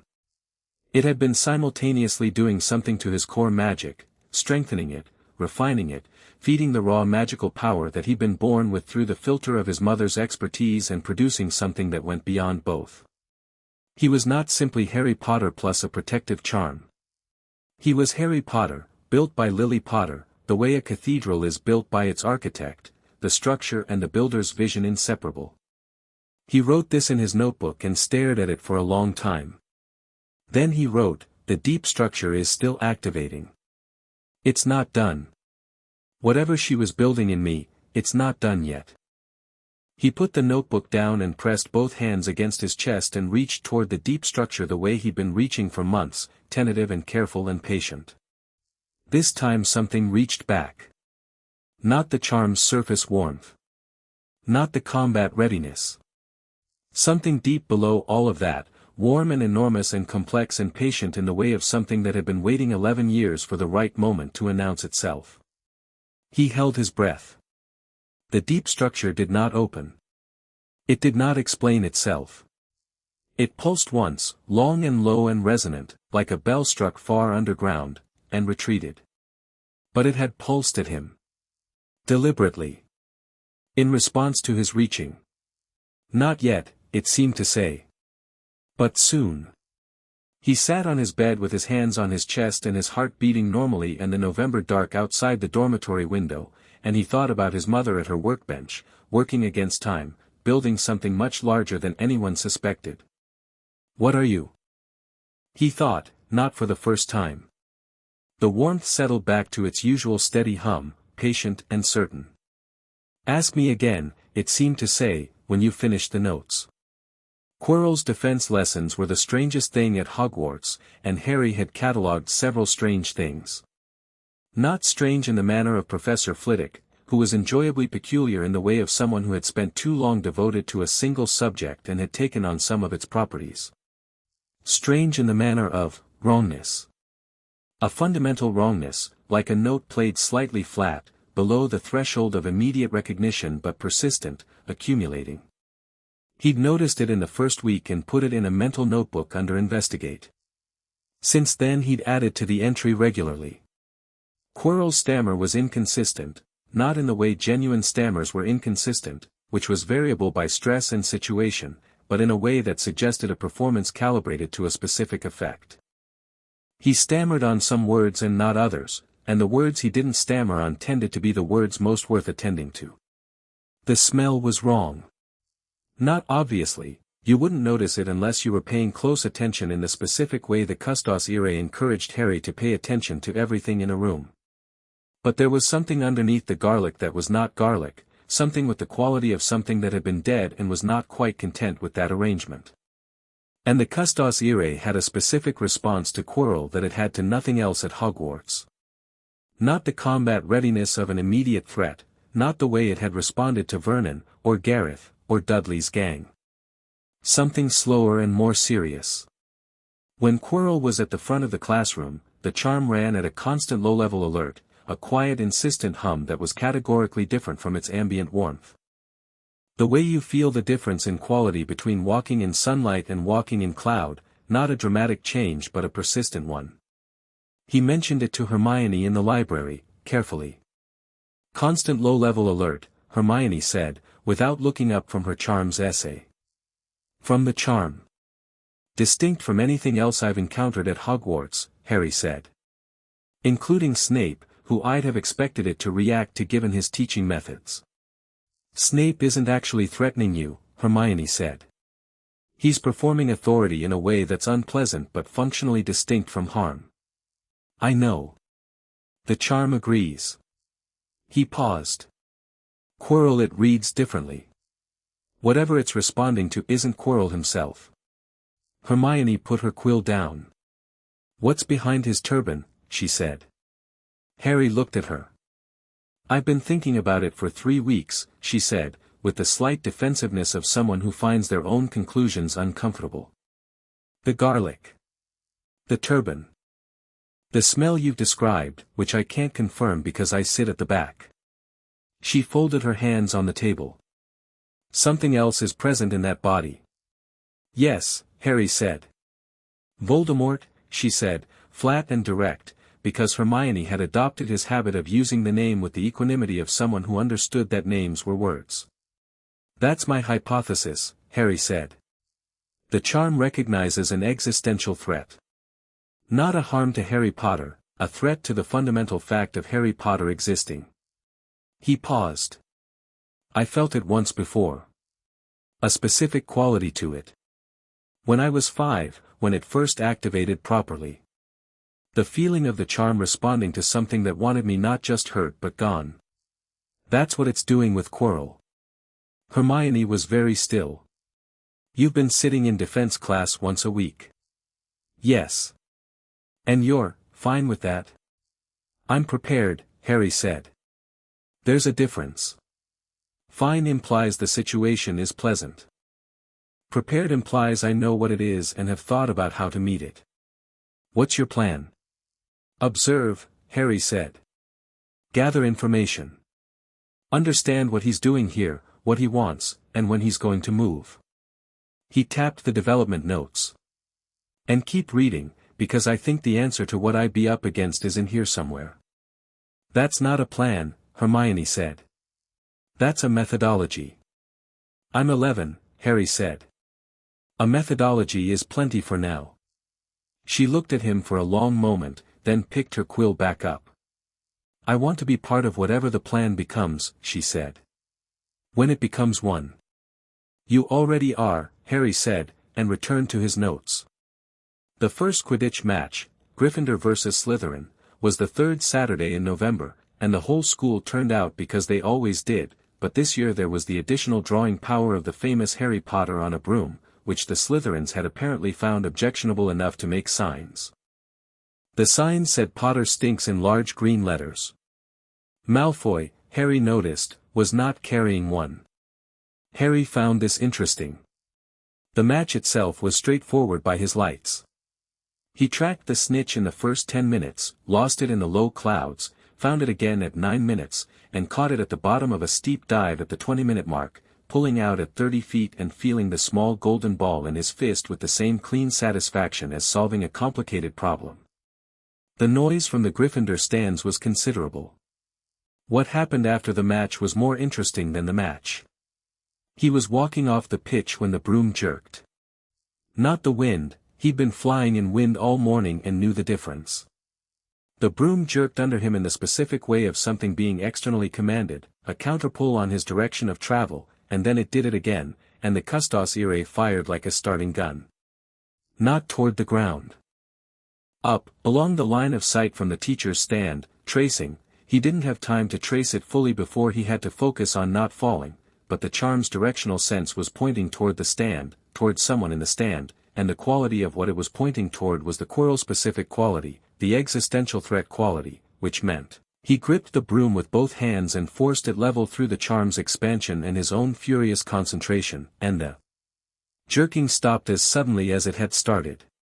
He landed hard on the edge of the pitch and stayed on his feet. In the stands Hermione was already moving and Ron was shouting something and Neville was standing on his seat with wide eyes. Harry turned and looked at the teacher's stand and felt the custos irae doing its low, serious hum and knew exactly where the counterjinx had been cast from.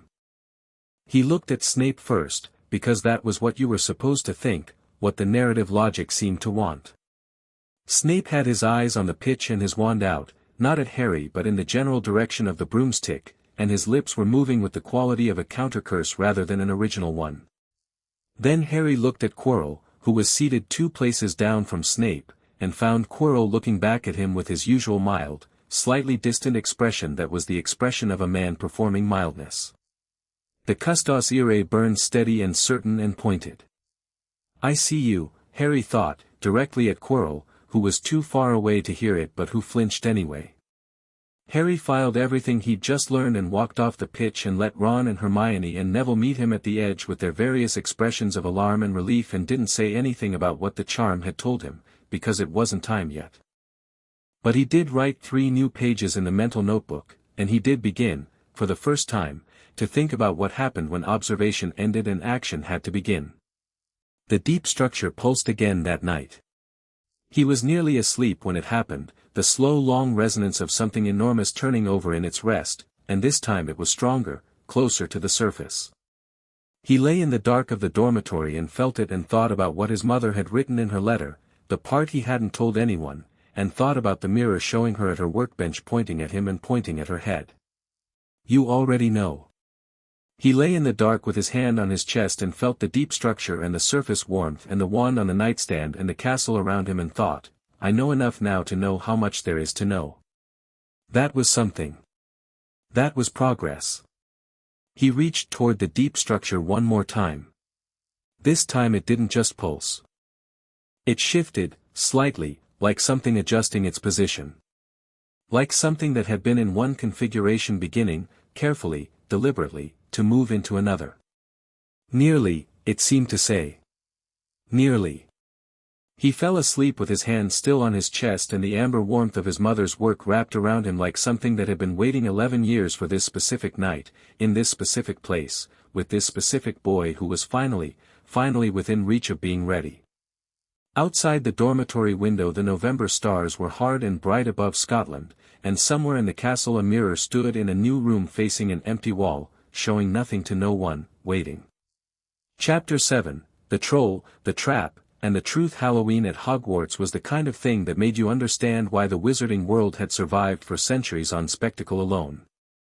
The Great Hall that morning was strung with live bats, not plastic, not decorative, actual bats, thousands of them moving in slow intelligent patterns overhead between the enchanted ceiling and the house tables, creating a living canopy that shifted and rustled and occasionally descended to investigate someone's breakfast. The candles had been replaced with carved pumpkins the size of armchairs, their faces moving, expressions cycling through a repertoire of ghoulish expressions that Peeves had clearly been consulted on. The food was extraordinary even by Hogwarts standards, and the ghosts were in full theatrical form, nearly headless Nick performing his partial decapitation for anyone who expressed admiration with what Harry suspected was a well-practiced air of reluctant modesty. Harry ate his breakfast and watched the bats and thought about Quirrell. He'd been thinking about Quirrell for 3 weeks with increasing focus, the mental notebook on the subject filling steadily. The broom jinx at the Quidditch match had been the clearest data point, not an ambiguous reading, not a sensed probability, but a direct and unambiguous targeting that the Custos Irae had logged with its usual precision.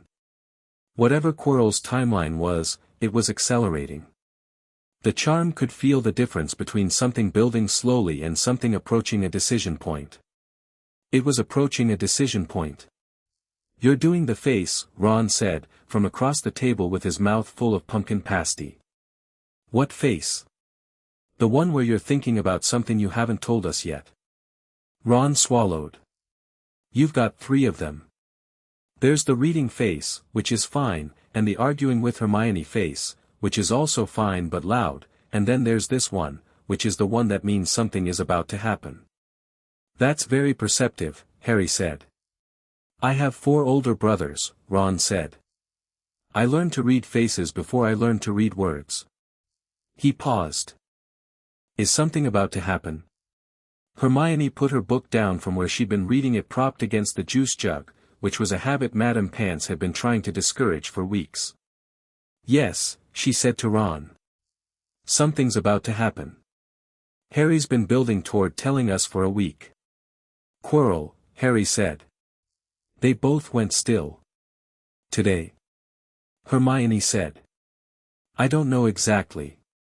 But the charm has been, the quality of what it's been responding to all week has shifted.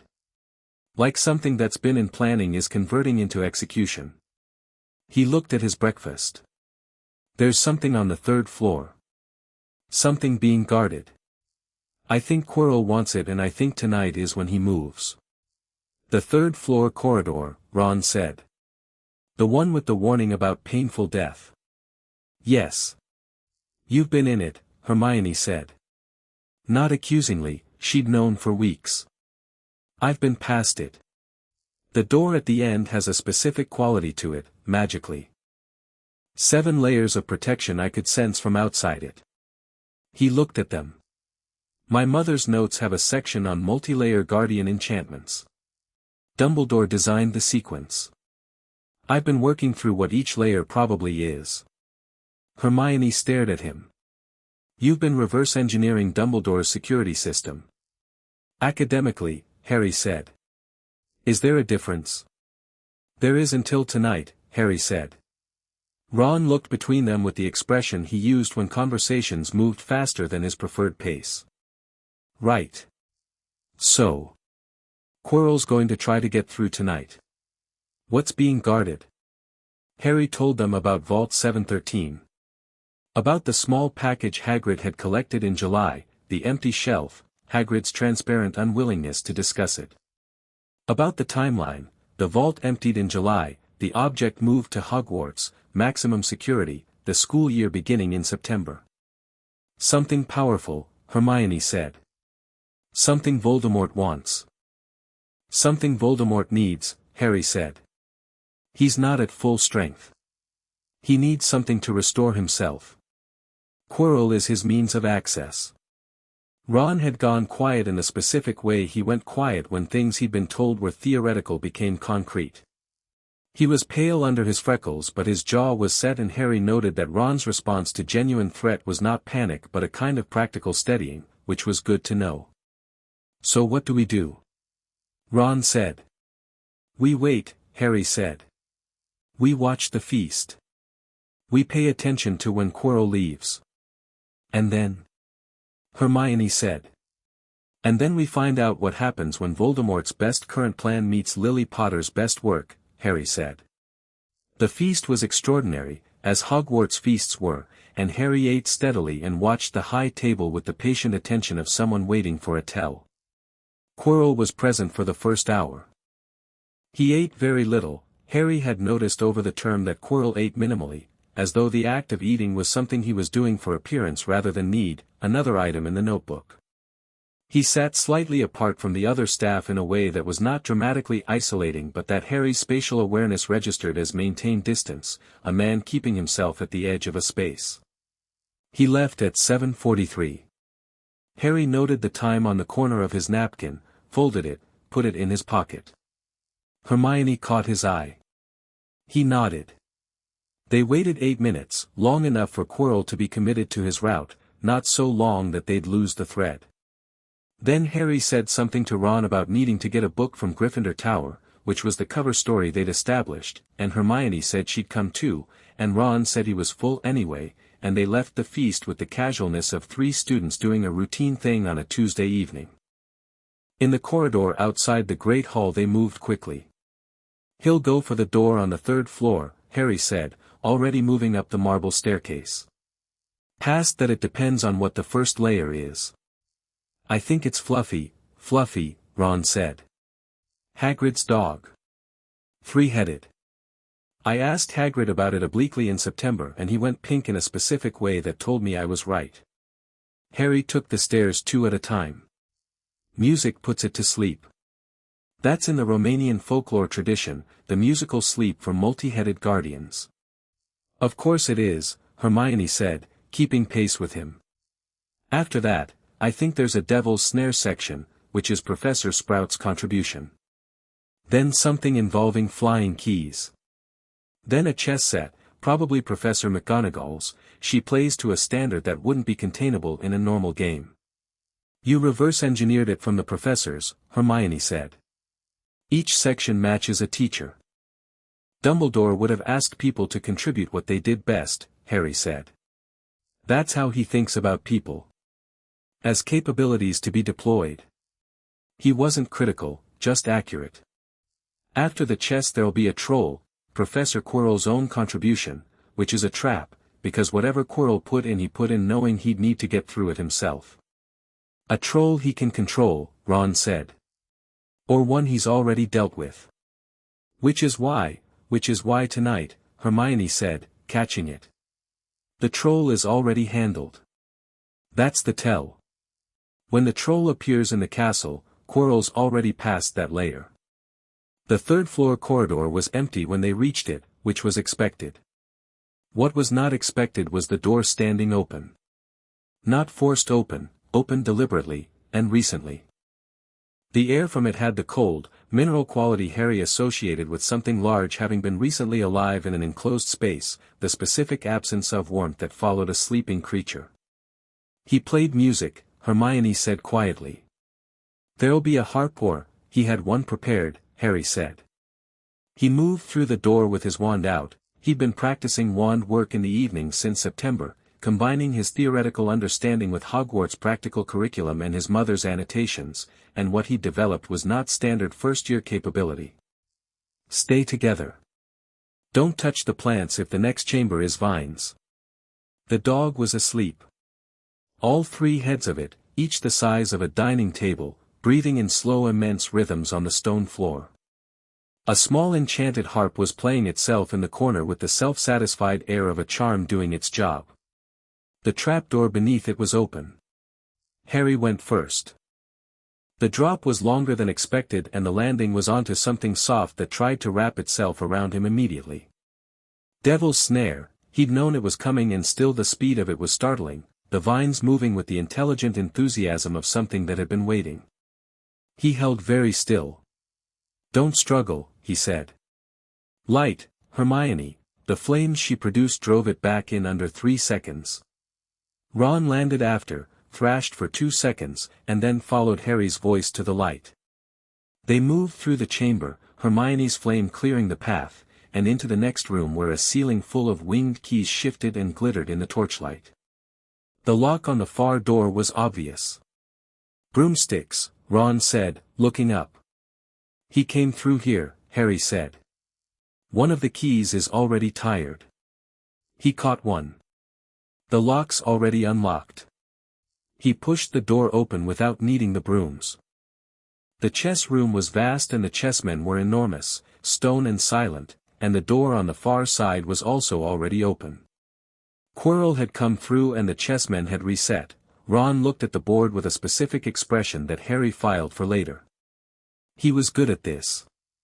Very good. "He's already through," Harry said. "Come on." The troll chamber was empty. Not because there was no troll, there was evidence of one, a knocked-over pillar, scratch marks on the stone, but because it was unconscious, lying in the corner with the boneless posture of something that had been hit by something much more efficient than anything a troll generally encountered. "He knocked out his own obstacle," Ron said. "He knew its weakness," Harry said. "He put something in here he could handle quickly." He was moving through, not stopping, the custos irae doing its serious low burn now, pointing forward and down, the existential threat quality intensifying with every step. "We're close." The potions chamber smelled of something acrid and clean simultaneously, 7 bottles on a table in front of a wall of purple flame. A note was propped against the largest bottle. Hermione was at the note in 3 steps. "Logic puzzle," she said. "Snape." The note describes the properties of each bottle, which moves you forward, which moves you back, which are poison. She read it rapidly. 2 minutes. She solved it in 90 seconds. Harry watched her work and thought about Quirrell ahead of them and about what the custos irae was doing and about the deep structure that had been shifting for weeks, the enormous thing underneath the surface warmth that had been saying nearly, nearly. "This one takes you forward," Hermione said, pointing at the smallest bottle. "There's only enough for one person." "There's enough for 2 small people," Harry said, looking at it. "Just. That's not, the puzzle implies 1 person," Harry said. "I don't care what the puzzle implies." He looked at Ron. "Stay here. If we're not back in 30 minutes, go back up and send an owl to Dumbledore." "I'm not," Ron started. "Someone needs to be able to get out," Harry said. "If it goes wrong in there, someone who's not in there needs to be able to get help." "That's you." Ron's jaw worked. He looked at the purple flame wall, at Hermione, at Harry. 30 minutes, he said. "Then I send the owl." "Thank you," Harry said. He split the bottle with Hermione and they drank and the purple flame let them through.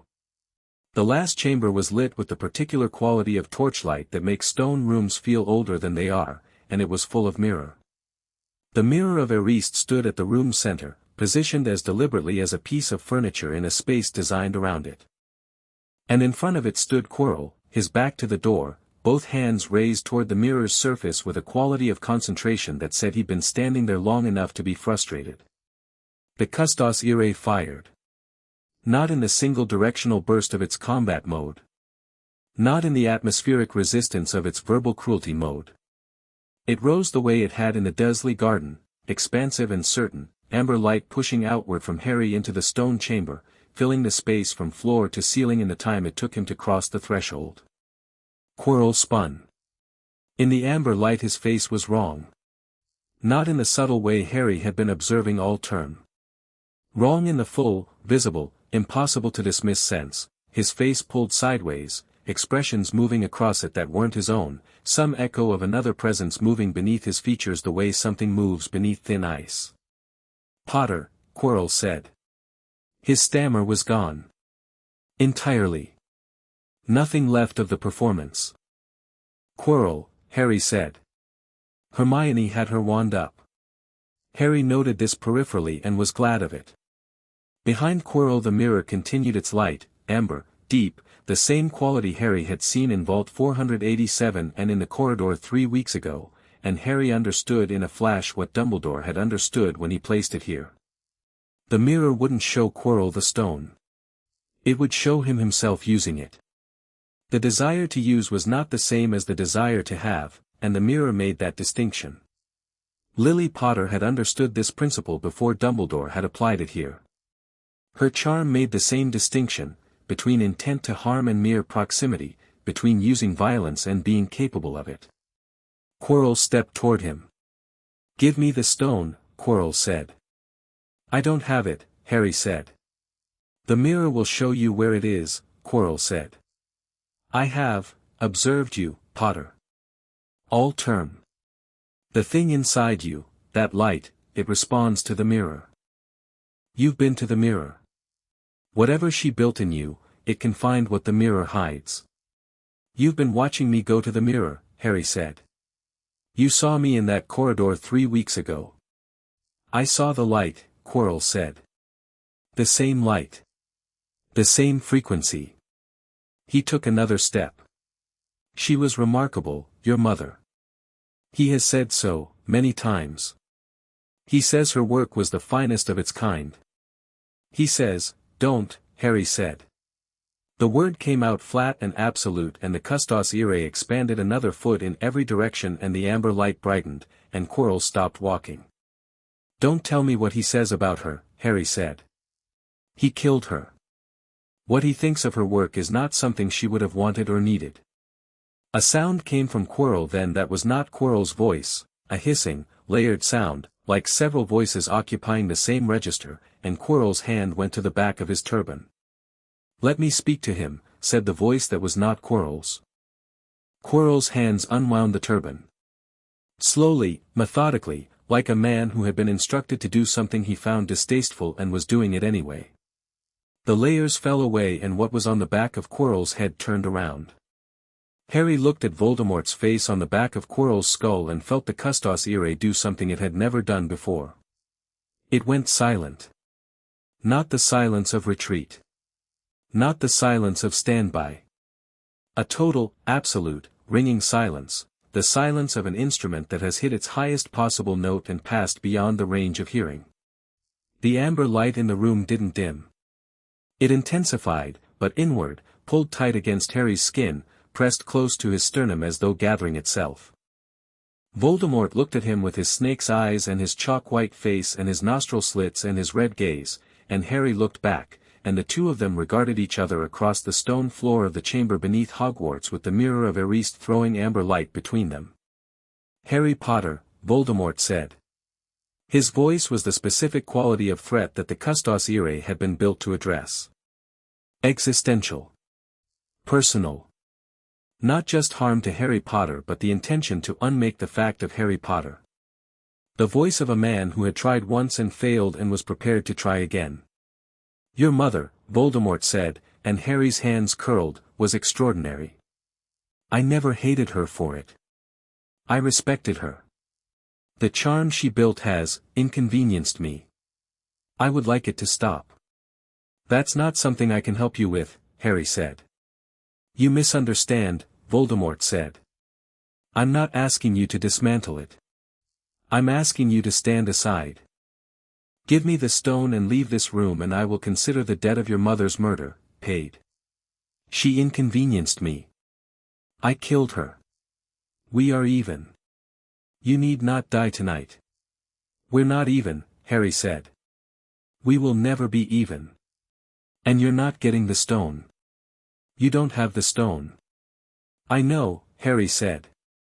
"But you're not getting it." Voldemort's eyes moved to the mirror. "You are standing directly in front of an object that requires the desire to find and not use. You are your mother's son. The Custos Irae is built on that same principle, use only what harm demands. Your mother made you the perfect vessel." The red eyes came back to Harry. "Look in the mirror, Harry." He wasn't going to. He'd been to this mirror once and understood what it showed and understood what it didn't show. He knew perfectly well that it wasn't going to show him the stone because he didn't want the stone, he wanted to understand his mother's work and the mirror had already told him that. But the Custos Irae, in its gathered silence, pushed him one step back. His shoulders touched the mirror's surface. And the mirror did something it had never done before, it pushed back. A physical warmth pressed against his spine, into him, and something hard and small settled into his pocket with a weight and a warmth that was unmistakable. The philosopher's stone. He felt it in his pocket and understood at once what Dumbledore had built. The mirror gave it to the person who wanted to find it but not use it. The person who wanted it only to keep it safe. And Harry Potter, in this specific moment, standing between Voldemort and the most dangerous object in Britain, wanted exactly that. He felt it in his pocket and kept his face still. Quirrell, Voldemort, watched him at the mirror with hungry eyes. "Well?" Voldemort said. "The mirror shows your heart's desire," Harry said. "What do you think it shows me?" "Your mother," Voldemort said. "Alive." "Wrong," Harry said. He stepped away from the mirror and turned to face Quirrell fully, and the gathered custos irae uncoiled. There was no other word for it. The silence broke and the amber light flooded back into the room and expanded beyond the room, through stone and mortar, outward in every direction, and it was warm and enormous and absolutely without compromise. Not a weapon. Not an explosion. The full expression of what Lily Potter had spent her final weeks building, protection given form, the war desire of a brilliant, furious, loving woman made completely real. Quirrell screamed. He did not scream because Harry attacked him. He screamed because the custos irae touched him and Quirrell was walking, talking, breathing harm to Harry Potter, had been all term, had jinxed his broom, had come here tonight specifically to unmake the last obstacle between Voldemort and what he needed to rebuild, and the charm knew it and met it and answered it with the full force of its judgment. Where the amber light touched Quirrell's skin, his skin blistered. Where Voldemort looked out through the back of Quirrell's skull, the light pressed in and Voldemort's hissing became high and sharp. "Touch him!" Voldemort screamed at Quirrell. "Touch the boy, take what's in his pocket," Quirrell lunged. His hands found Harry's shoulders and the custos irae didn't fire. It erupted. The amber light went white. Not painfully, not for Harry. For Harry it was like standing in warm water that suddenly became warm current, all-directional, all-encompassing, the charm going beyond every response mode he'd ever catalogued and entering the territory of the deep structure. He felt it fully for the first time, the enormous thing underneath all the surface operations, and it was staggering, not dangerous, not threatening, but vast the way the ocean is vast, and complex the way a cathedral is complex, and built with such precision and love that for a moment he was entirely inside his mother's intention, every thought she'd had while building it present simultaneously. Quirrell's hands on his shoulders blistered through cloth. He let go. He screamed. He tried again. Every contact was the same. The charm met Voldemort and Quirrell with the sustained and total judgment of something that had been built specifically to address this specific situation. Harry had been building toward this his whole life and hadn't known the name of what he was building toward. Hermione hit Quirrell with a full-body Petrificus Totalis from the corner of the room with the aim of someone who had been doing the calculations while Harry did the talking. Quirrell fell rigid. Voldemort's voice was a scream without a throat, coming from everywhere and nowhere. "You cannot," Voldemort hissed, coming from the air itself now, from everywhere, from the specific frequency that the custos irae existed to counter.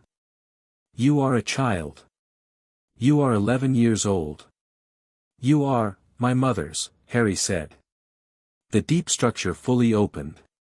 What happened next lasted approximately 10 seconds by any external clock and was simultaneous and sequential and entirely impossible to describe in those terms. Harry felt the deep structure open and it was not what he'd been expecting. He'd been expecting the rest of the protection, more force, more capability, some final defensive mode he hadn't catalogued yet. What he felt instead was information. Everything his mother had encoded. Everything she'd put in at depth, knowing he wouldn't reach it until he was ready, knowing this specific moment was what ready meant. The full architecture of the custos irae as she'd built it, comprehensible at last, spread out in his understanding like a map of a country he'd been navigating by instinct finally rendered in full detail. He understood what it was. Completely. For the first time. She hadn't built him a shield. She hadn't built him a weapon. She had built him, into him, her complete understanding of what made magic work, the essential, foundational, deepest principle of magical practice that Lily Potter had spent her career working toward and had finally understood in her last weeks, the thing that made her enchantments function at a level nobody else had reached. She had built him the knowledge. And the knowledge, in his hands, in this moment, with his own magic and his wand and the stone in his pocket and Voldemort's presence screaming in the air around him, was absolute. The white light filled the chamber. Voldemort's presence tore itself out of Quirrell's body with a sound like fabric ripping, a dark rushing cold that was the opposite of the Custos Irae in every way, and it crossed the room and hit the white light and scattered. Not destroyed. Dispersed. The darkness left the room in pieces and the warmth rushed back into the vacancy it left, and the stone walls of the chamber under Hogwarts were simply stone walls again, ancient and solid and uncomplicated. Quirrell's body lay on the floor. Not dead, breathing in the shallow, exhausted way of someone whose passenger had just exited at speed. He'd need help. He'd also need a very long conversation with the Ministry, but that was someone else's problem for tonight. Harry stood in the empty chamber with his hand on his chest and the stone in his pocket and Hermione at his shoulder with her wand still up. The deep structure was open and still. Not exhausted, used. The distinction his mother had always made in her annotations, good magic doesn't deplete, it expends. There's a difference. Harry, Hermione said. I'm fine, he said. What was that? The whole thing, he said. The whole Custos Irae. All of it. She looked at him in the torchlight with the precise eyes that catalogued everything. You're glowing, she said. He looked at his hands. The amber light was still there, fading slowly, and it was familiar and warm and his and hers simultaneously, his own warmth and his mother's intention woven together into something that couldn't be separated because it was both of them at once. I know, he said. What did it do? She said. What did it, at the end, the white, it gave me the information, Harry said. What she built at depth. I understand what the Custos Irae actually is now. The whole of it. What is it? He thought about how to answer this. He thought about everything his mother had left for him, the charm, the vault, the notes, the letter, the mirror, the annotations in the primer, every breadcrumb leading here.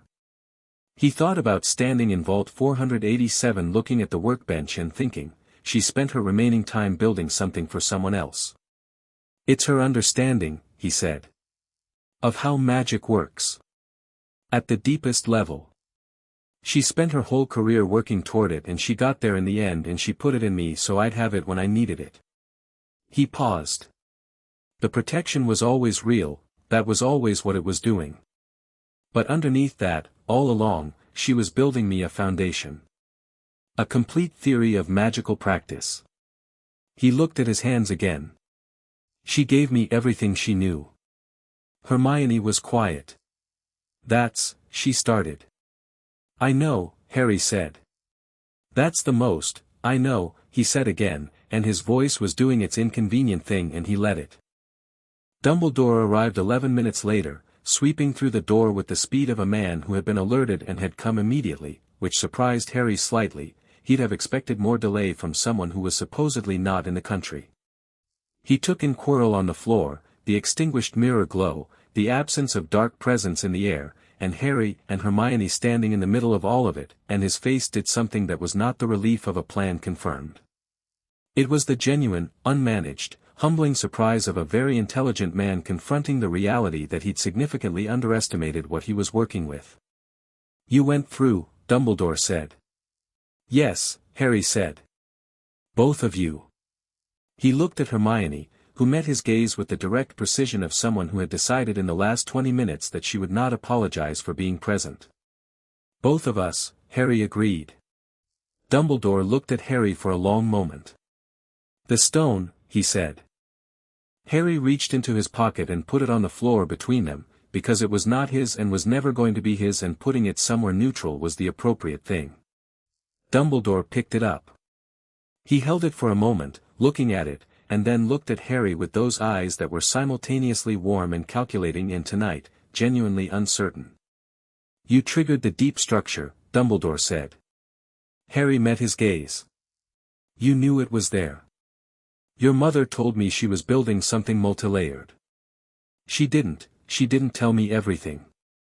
A pause, the specific pause of an intelligent man acknowledging that his map had been incomplete.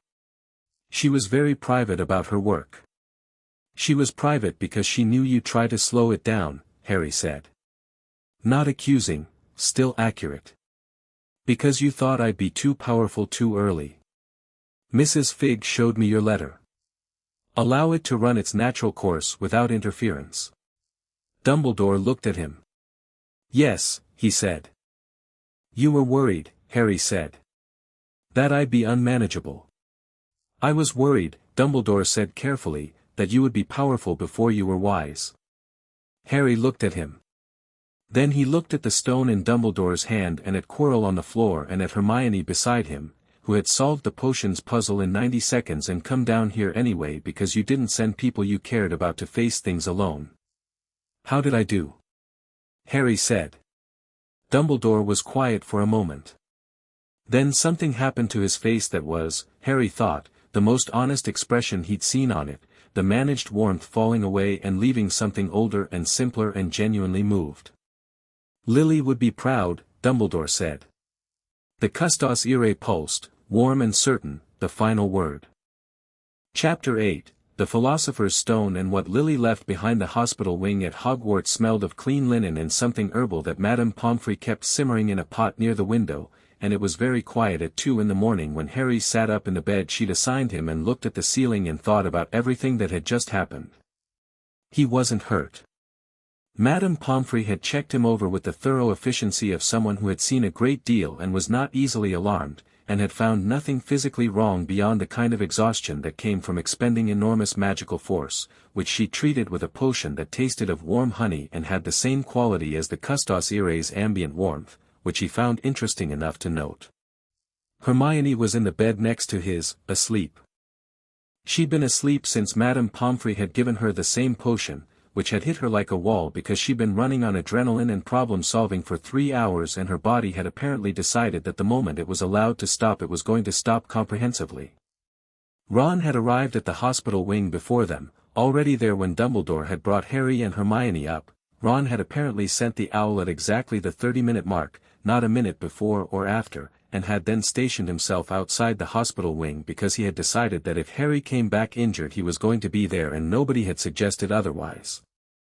When Harry came through the door upright and walking under his own power, Ron's relief had been so physical that it looked briefly like he might sit down on the floor. He'd gone back to the tower eventually. Madame Pomfrey had sent him. Harry lay in the hospital wing and looked at the ceiling and turned everything over. The deep structure was still open. That was the most significant thing, the thing he was processing most carefully. He'd expected that the full activation in the chamber would be a one-time event, a final unlock, the charm doing what it had been building toward and then settling back into its normal operational modes. But the deep structure hadn't closed after the chamber. It had opened and stayed open, and the knowledge his mother had encoded was now simply present in him, the way the surface warmth was present, available, accessible, there when he reached for it. He reached for it now, carefully, the way you test a new limb. It responded immediately. Everything Lily Potter had understood about how magic worked at its most fundamental level, organized and accessible and mapped to his own intuitive understanding, the two bodies of knowledge, hers and his own developing theory, connecting at every point where they ought to connect and extending each other where they diverged. He lay in the hospital wing at 2 in the morning and worked through the first layer of it and understood, within 20 minutes, more about the mechanics of magic than the Hogwarts 7th-year curriculum covered. This was going to be a complicated year academically. He made a note in the mental notebook, labeled "Tell Hermione tomorrow, she'll want to know, she'll also want to argue about the implications for at least an hour," and then turned his attention to the other things waiting in the queue. Quirrell was in St. Mungo's. Dumbledore had confirmed this before leaving. Quirrell's condition was serious but stable, the expulsion of Voldemort's presence having left him diminished in ways that were going to take time to assess. What would happen to him after recovery was a ministry question, and one that Harry had no doubt would be complicated and poorly handled, because the ministry was, from everything he'd read, an institution that specialized in the complicated handling of things that were actually straightforward. Voldemort was dispersed. Not destroyed. Harry had understood this clearly in the chamber, the knowledge arriving with the deep structure, the same understanding Dumbledore had been working from all year. The soul of a man who had done what Voldemort had done to preserve himself was not something that could be ended by a single confrontation. There were other pieces of him somewhere, which was information Harry filed under urgent, long-term. The stone was with Dumbledore.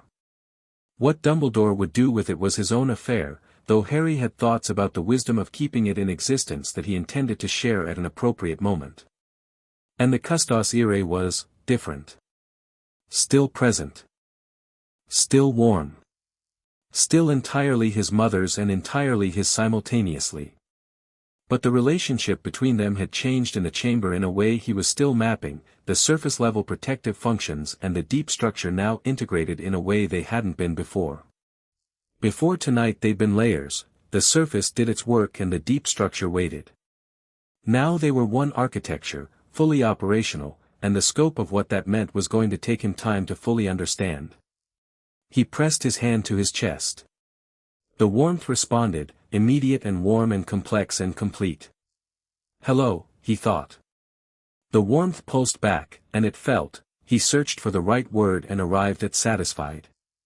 The deep contentment of something that has done exactly what it was built to do. Harry smiled at the ceiling of the hospital wing. Dumbledore came at 9 a.m, after Madame Pomfrey had checked them both over again and declared them fit but resting, and brought a bag of lemon drops which he offered without preamble and which Harry declined and Hermione accepted with the focused interest of someone who had opinions about sweets. He sat in the chair between their beds. Hermione had woken at 7, read her charms notes for an hour while waiting, and was now sitting up with her arms folded in the manner of someone prepared for a thorough conversation, and looked at them both with his ancient eyes. I owe you an explanation, he said. Several, Harry said. Dumbledore's mouth moved. Yes. Several. He folded his hands in his lap. I'll begin with the stone. Nicholas Flamel and I have discussed its destruction. The conversation was, not easy for Nicholas, but the conclusion was clear. The stone will be destroyed. It serves no purpose that outweighs the danger of its continued existence now that Voldemort has demonstrated his ability to pursue it. Harry nodded.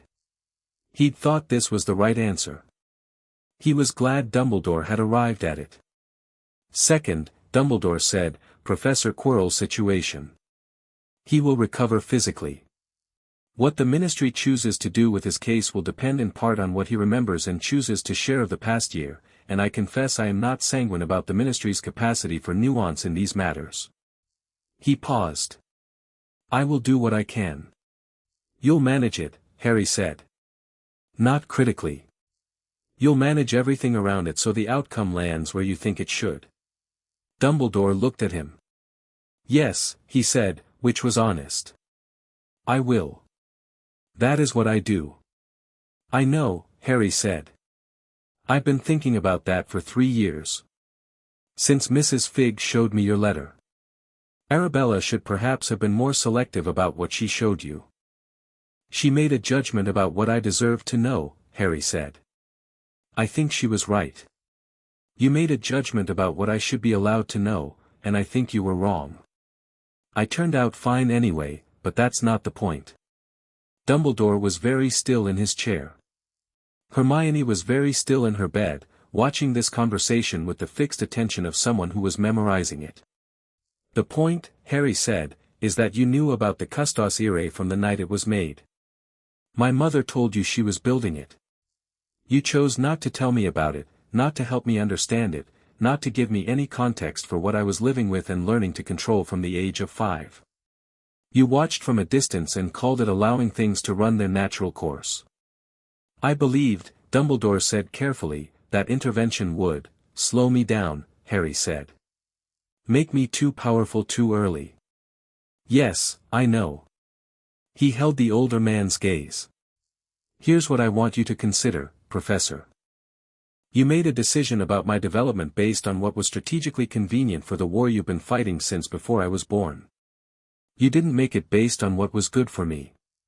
And those two things might have coincided, they mostly did, but they were not the same calculation and you didn't tell me which one you were making. The room was very quiet. Dumbledore looked at Harry with those eyes that had seen so much and were currently, Harry thought, in the process of seeing something new.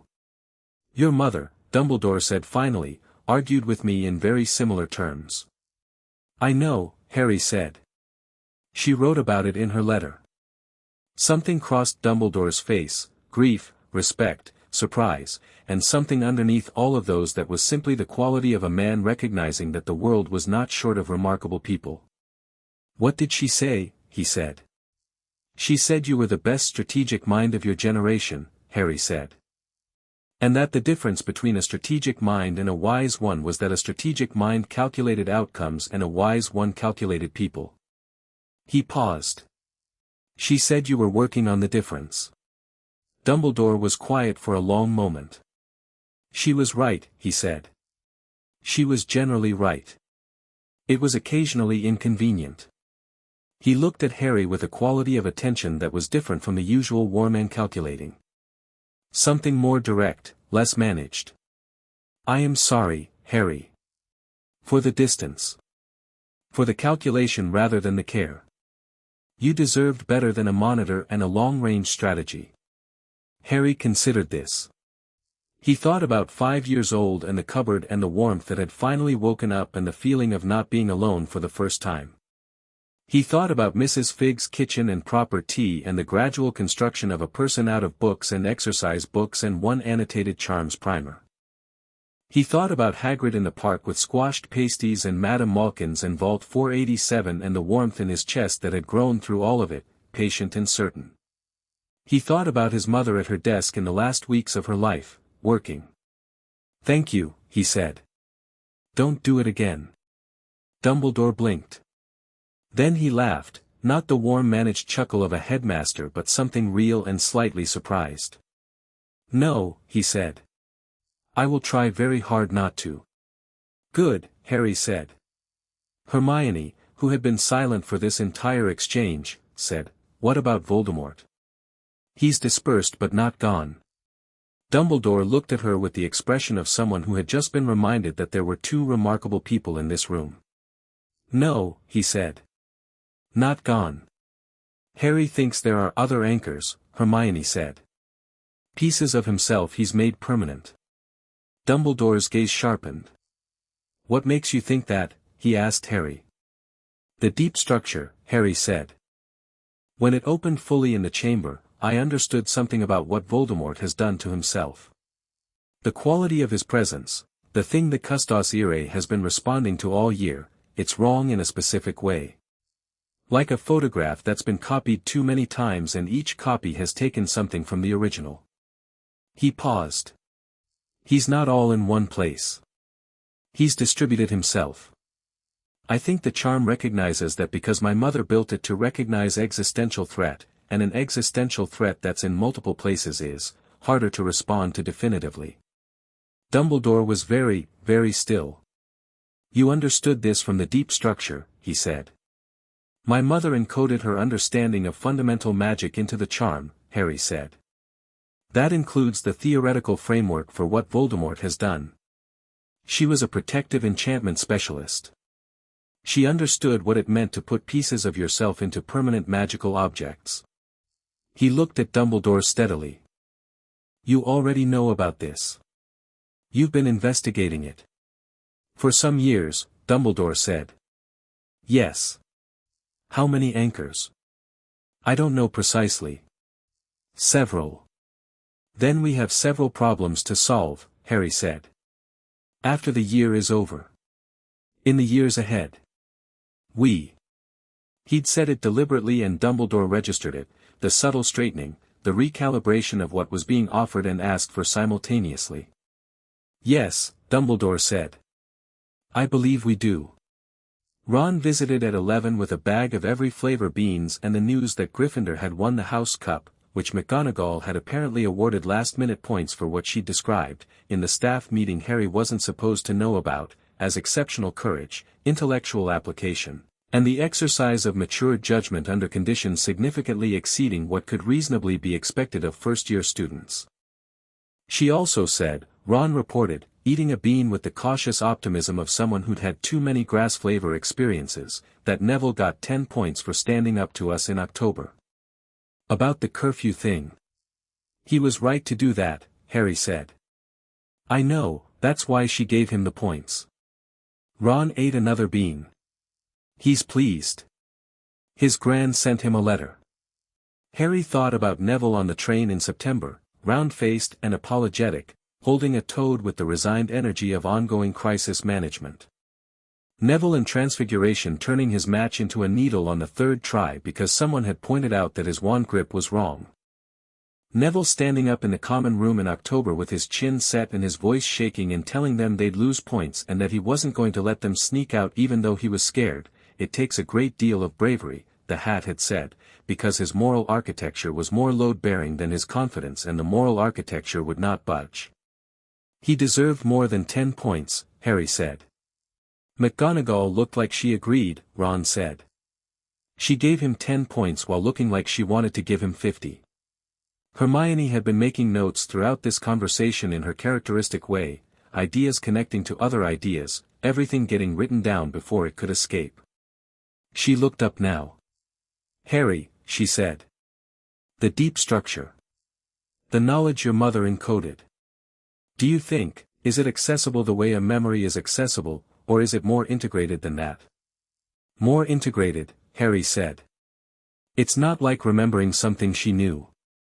It's more like, it's become part of how I think. Her understanding is part of my understanding now. I can't separate what I knew before from what she encoded. It's continuous. Hermione looked at him with those precise eyes and then wrote something down quickly. That's extraordinary, she said.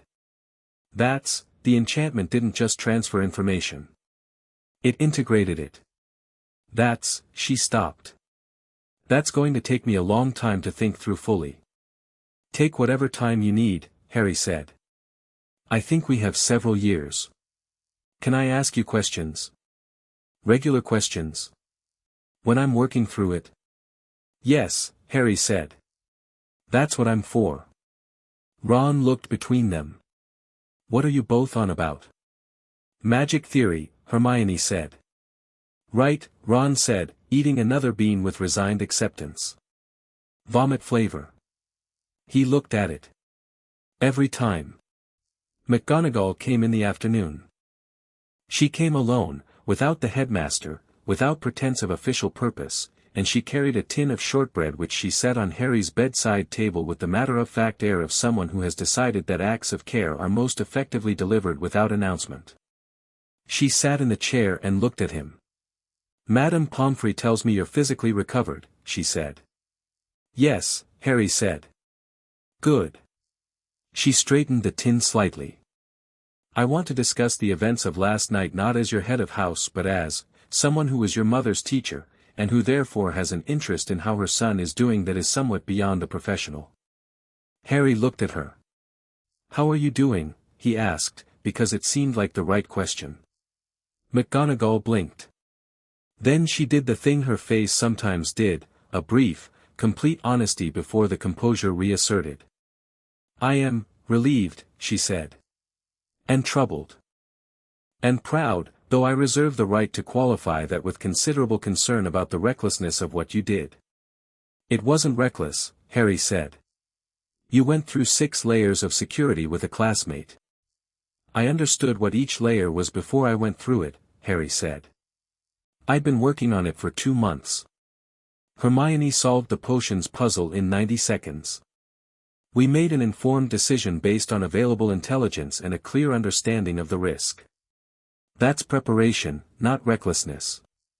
He paused. Reckless would have been going in September. McGonagall looked at him. The composure was holding but the honesty was visible behind it. Your mother, she said, used almost exactly those words to me once. In 5th year. After she'd done something I was in the process of telling her off about. Did it work on you then? Partially, McGonagall said, which was more honest than Harry had expected. What was the thing she'd done? She'd broken into the 7th-year charms practical exam room to test a charm she developed that she thought was ready for evaluation. She'd done it at 3 in the morning because she determined that was the only time the room would be empty and the charm would be safe to test without risk to other students. McGonagall paused. She was right on all counts. The charm was extraordinary. I was still furious. Harry smiled. What did you do? I gave her detention and then spent the detention asking her to explain the charm to me, McGonagall said, with the particular dry tone of someone recounting their own behavior without apology. She was 17 years old and she developed a piece of warding magic that the 4th-year curriculum still doesn't cover adequately. She paused. She was always working ahead of where anyone thought she should be. It was occasionally inconvenient and generally magnificent. Harry sat with this. His mother at 17, breaking into a room at 3 in the morning to test something she'd built because she needed to know if it worked and the only responsible way to test it was alone. The same quality of action. Different context. She'd have been pleased, McGonagall said. About all of it. About you. I know, Harry said. Not just the chamber, McGonagall said. The term. The way the person you've become. She'd have recognized you. That's the thing. She'd have looked at you and recognized you, not just loved you. The warmth pulsed, long and deep and satisfied, the deep structure and the surface both, everything open and integrated and at rest. Thank you, Harry said. McGonagall straightened up, composure fully back in place now, the brief window of direct honesty closed and the professional warmth resumed. The end-of-year exams are in 3 weeks, she said. I expect you to perform adequately. Yes, Professor, Harry said. Not show off adequately. Adequately. You have a great deal of knowledge that exceeds the curriculum and I want you to demonstrate mastery of the curriculum without unsettling the examination process, Harry said. I understand. She stood. She looked at the shortbread tin. Share those with your friends, she said. They're good. She left with the brisk precision of someone who had done what they came to do and was ready to move on to the next thing, and Harry opened the tin and found the best shortbread he'd ever tasted, which was saying something because Mrs. Fig had very good shortbread. He put 2 pieces on Hermione's side table for when she woke from the nap she'd fallen into around noon, and ate one himself, and put the tin where Ron would find it when he came back. They left the hospital wing the next morning, and the castle received them back with its usual sublime indifference to individual circumstance, the staircases moving and the portraits gossiping and the smell of breakfast coming up from the great hall as though nothing remarkable had happened beneath it 48 hours ago. Which was, Harry thought, as it should be. The remarkable things had happened. They were done. The work ahead was different work, longer, slower, more complex than a single night's confrontation in a chamber under a school. The stone was going to be destroyed. Voldemort was dispersed but not gone. There were anchors somewhere, pieces of a fractured soul hidden in objects or places, and finding and destroying them was years of work requiring more capability than any of them currently had. He had 3 years minimum before anything came to a head again. He intended to use every day of them. He sat down at the Gryffindor table between Ron and Hermione and across from Neville, who was eating toast with the comfortable equilibrium of someone who had been awarded unexpected points and felt, quietly, that the universe was more just than he'd previously assumed, and around him the great hall was its usual morning self, for tables of students and the high table and the floating food and the enchanted ceiling doing something subtle with early June clouds. Draco Malfoy was at the Slytherin table, 2 tables over. He met Harry's eye once, briefly, and there was something in his face that was the same thing Harry had seen on the path back from the Quidditch pitch, a question, held at careful distance. He didn't wave. He didn't make a gesture. He held the eye contact for 3 seconds with an expression that was, Harry thought, the closest Draco Malfoy currently came to something genuine. Harry nodded. Once. Plainly. Malfoy looked away first. But his shoulders were marginally less rigid after it, which was, in its way, progress. What was that? Ron said, watching. Nothing yet, Harry said. Possibly something eventually. Ron appeared to accept this with the philosophical resignation of someone who had learned that Harry's assessments of situations were generally more accurate than his own, and returned to his eggs. The last week of term was exams. Harry sat them with the patient thoroughness of someone who had been told to demonstrate mastery of the curriculum without unsettling the examination process, which was an instruction he took seriously. He answered questions accurately and completely and did not add material from the second or third year curriculum or from his mother's deep structure knowledge or from anything that was not precisely what was asked. He checked his answers twice. He handed his papers in without urgency. Hermione sat her exams in the way Hermione sat everything, with the organized intensity of someone deploying years of preparation against a finite challenge. She came out of every exam slightly flushed and immediately began comparing answers with Harry, and the comparison was generally a mutual confirmation, with occasional interesting divergences that they argued about during dinner. Ron sat his exams with the resigned pragmatism of someone who had done a reasonable amount of preparation and was going to work with what he had, and came out of most of them saying, "That was fine, I think, maybe," in the tone of someone hoping that optimism was load-bearing. Neville, in herbology, was the best in the year. Harry had been watching this develop since September and wasn't remotely surprised. Neville had a quality in that subject that was different from every other subject, a fluency, an ease, the way people move when they're doing something that fits the shape of their mind exactly. He talked about plants with the same quality Ron brought to Quidditch, which was to say, someone who genuinely loves a thing explaining it to you makes the thing more interesting than the thing alone. "You're going to be brilliant at it," Harry told him, coming out of the herbology practical. Neville looked at him with mild surprise. "At herbology?" "Yes."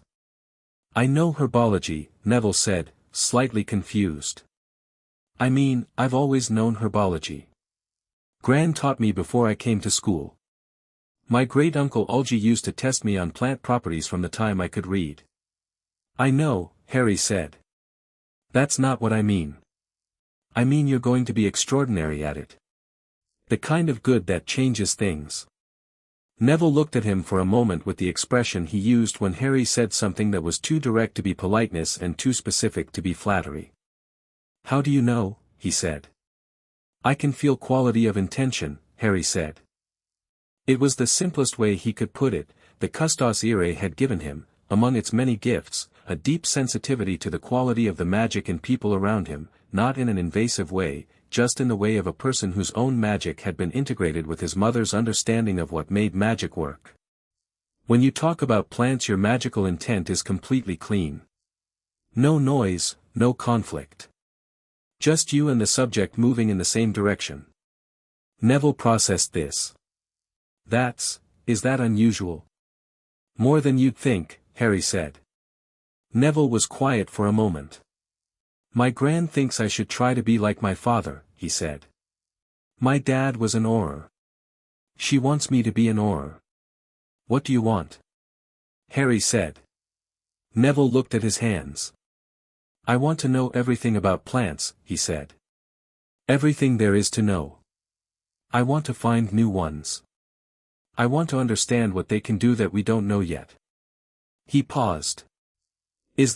That's the right answer," Harry said. "That's your answer. Keep it." Neville looked at him with something in his face that was the specific quality of a person being seen correctly and being surprised by how much that mattered. "Okay," he said. "Okay," Harry agreed. The last evening of term was the end-of-year feast, and the Great Hall was different from Halloween, warmer in tone, banners swapped to Gryffindor scarlet, the 4 tables loud with the specific energy of a year ending and summer beginning and 11 months of accumulated shared experience converting into something that would last. Harry sat between Ron and Hermione and across from Neville and ate his way through the feast with the genuine pleasure of someone who had spent the year building something worth the effort, and let the noise wash over him, and looked up at the enchanted ceiling, which was doing something extraordinary with the late June sky outside, deep blue and gold-edged with evening, the kind of sky that made northern summers feel like apologies for everything the winter had done. Dumbledore's speech was warm and specific and included several references to unnamed students who had shown exceptional qualities in difficult circumstances, and if the warmth of his gaze toward the Gryffindor table was more pronounced than usual, then it was balanced by the genuine quality of the warmth, which was different from the managed warmth Harry had catalogued all year. He was working on the difference. Harry had told him to. After the feast, in the common room, while the fire was high and the noise was general and Fred and George were performing some kind of firework display with what appeared to be illegally modified filibuster bangers, Harry sat in the chair nearest the window and opened his notebook. Not the development notes. The first notebook, the original exercise book from Privet Drive, the one he'd started at age 7, cramped pencil handwriting on lined paper, careful observations about what the Custos Irae did and when and why, the methodical record of a small person trying to understand the most important thing in his life. He turned to the last written page. Then he turned to the next blank page and wrote the date. And then, because it felt like the right thing to do, he wrote, "The deep structure is open. I understand what the Custos Irae is. I understand what she built and why and how. I know what I am and what she made me. There are pieces of Voldemort scattered somewhere in the world and they need to be found and ended. There are people worth protecting, Hermione and Ron and Neville and others I haven't met yet. There is Hogwarts, which is mine in the way that matters, which is to say it fits. There is my mother's vault, and the rest of her books, and the rest of her notes, and years of work to do to fully understand what she knew. There is the deep structure, open and available and part of me, which is so large and so precise and so entirely hers that I will probably be understanding it for the rest of my life." He looked at this for a moment. Then he wrote, "She spent her last weeks building something for someone she loved. That is a complete account of what a person can do. I intend to spend mine the same way." He closed the notebook. The fire crackled. Fred's fireworks went off in a spectacular cascade that made Hermione say something sharp and McGonagall adjacent about fire safety and made Ron laugh and made Neville duck behind his herbology text and then come back up grinning. Outside the Gryffindor Tower windows, the Scottish summer evening was doing its slow northern descent into dark, the sky running through its full palette of orange and rose and deep blue. Harry pressed his hand to his chest. The Custos Irae was, he stayed with the feeling for a moment, trying to find the right word for what it was doing. Not the combat warmth. Not the gathering itself silence. Not the ambient patient hum of years at Privet Drive. Something different. Something new. The deep structure and the surface warmth together, fully integrated, fully open, running at a register that he hadn't felt before tonight and which took him several moments to identify because he hadn't catalogued it before. It felt like it was doing what it was built for. Not the protection, not the wrath, not the judgment of harm and the answer to it. The deeper purpose. The one his mother had encoded at the bottom of everything else, the one that the surface operations had been sitting over for 11 years like a ceiling over a cathedral. He had spent 11 years trying to understand what she'd built. He had, now, the full map of it. And the thing at the bottom of the map, the thing the entire architecture rested on, was not complicated. It was this: he is worth protecting. He is worth the effort. He is worth all of it. Every time the charm had fired, it had been saying that. Every time it had stood between Harry and harm, it had been saying, "This person has value. This person deserves to exist.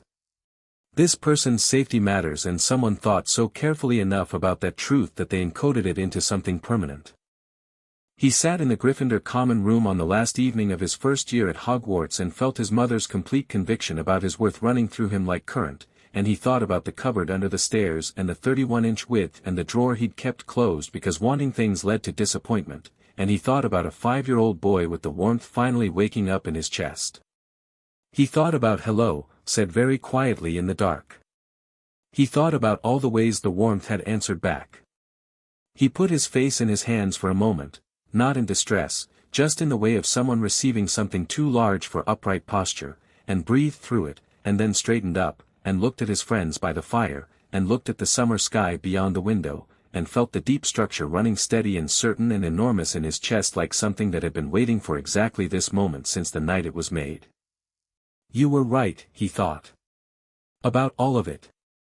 The warmth answered, long and low and luminous, and it said, in the way that it said things, without words, in the pure language of intention that his mother had spent her career learning to speak, I know.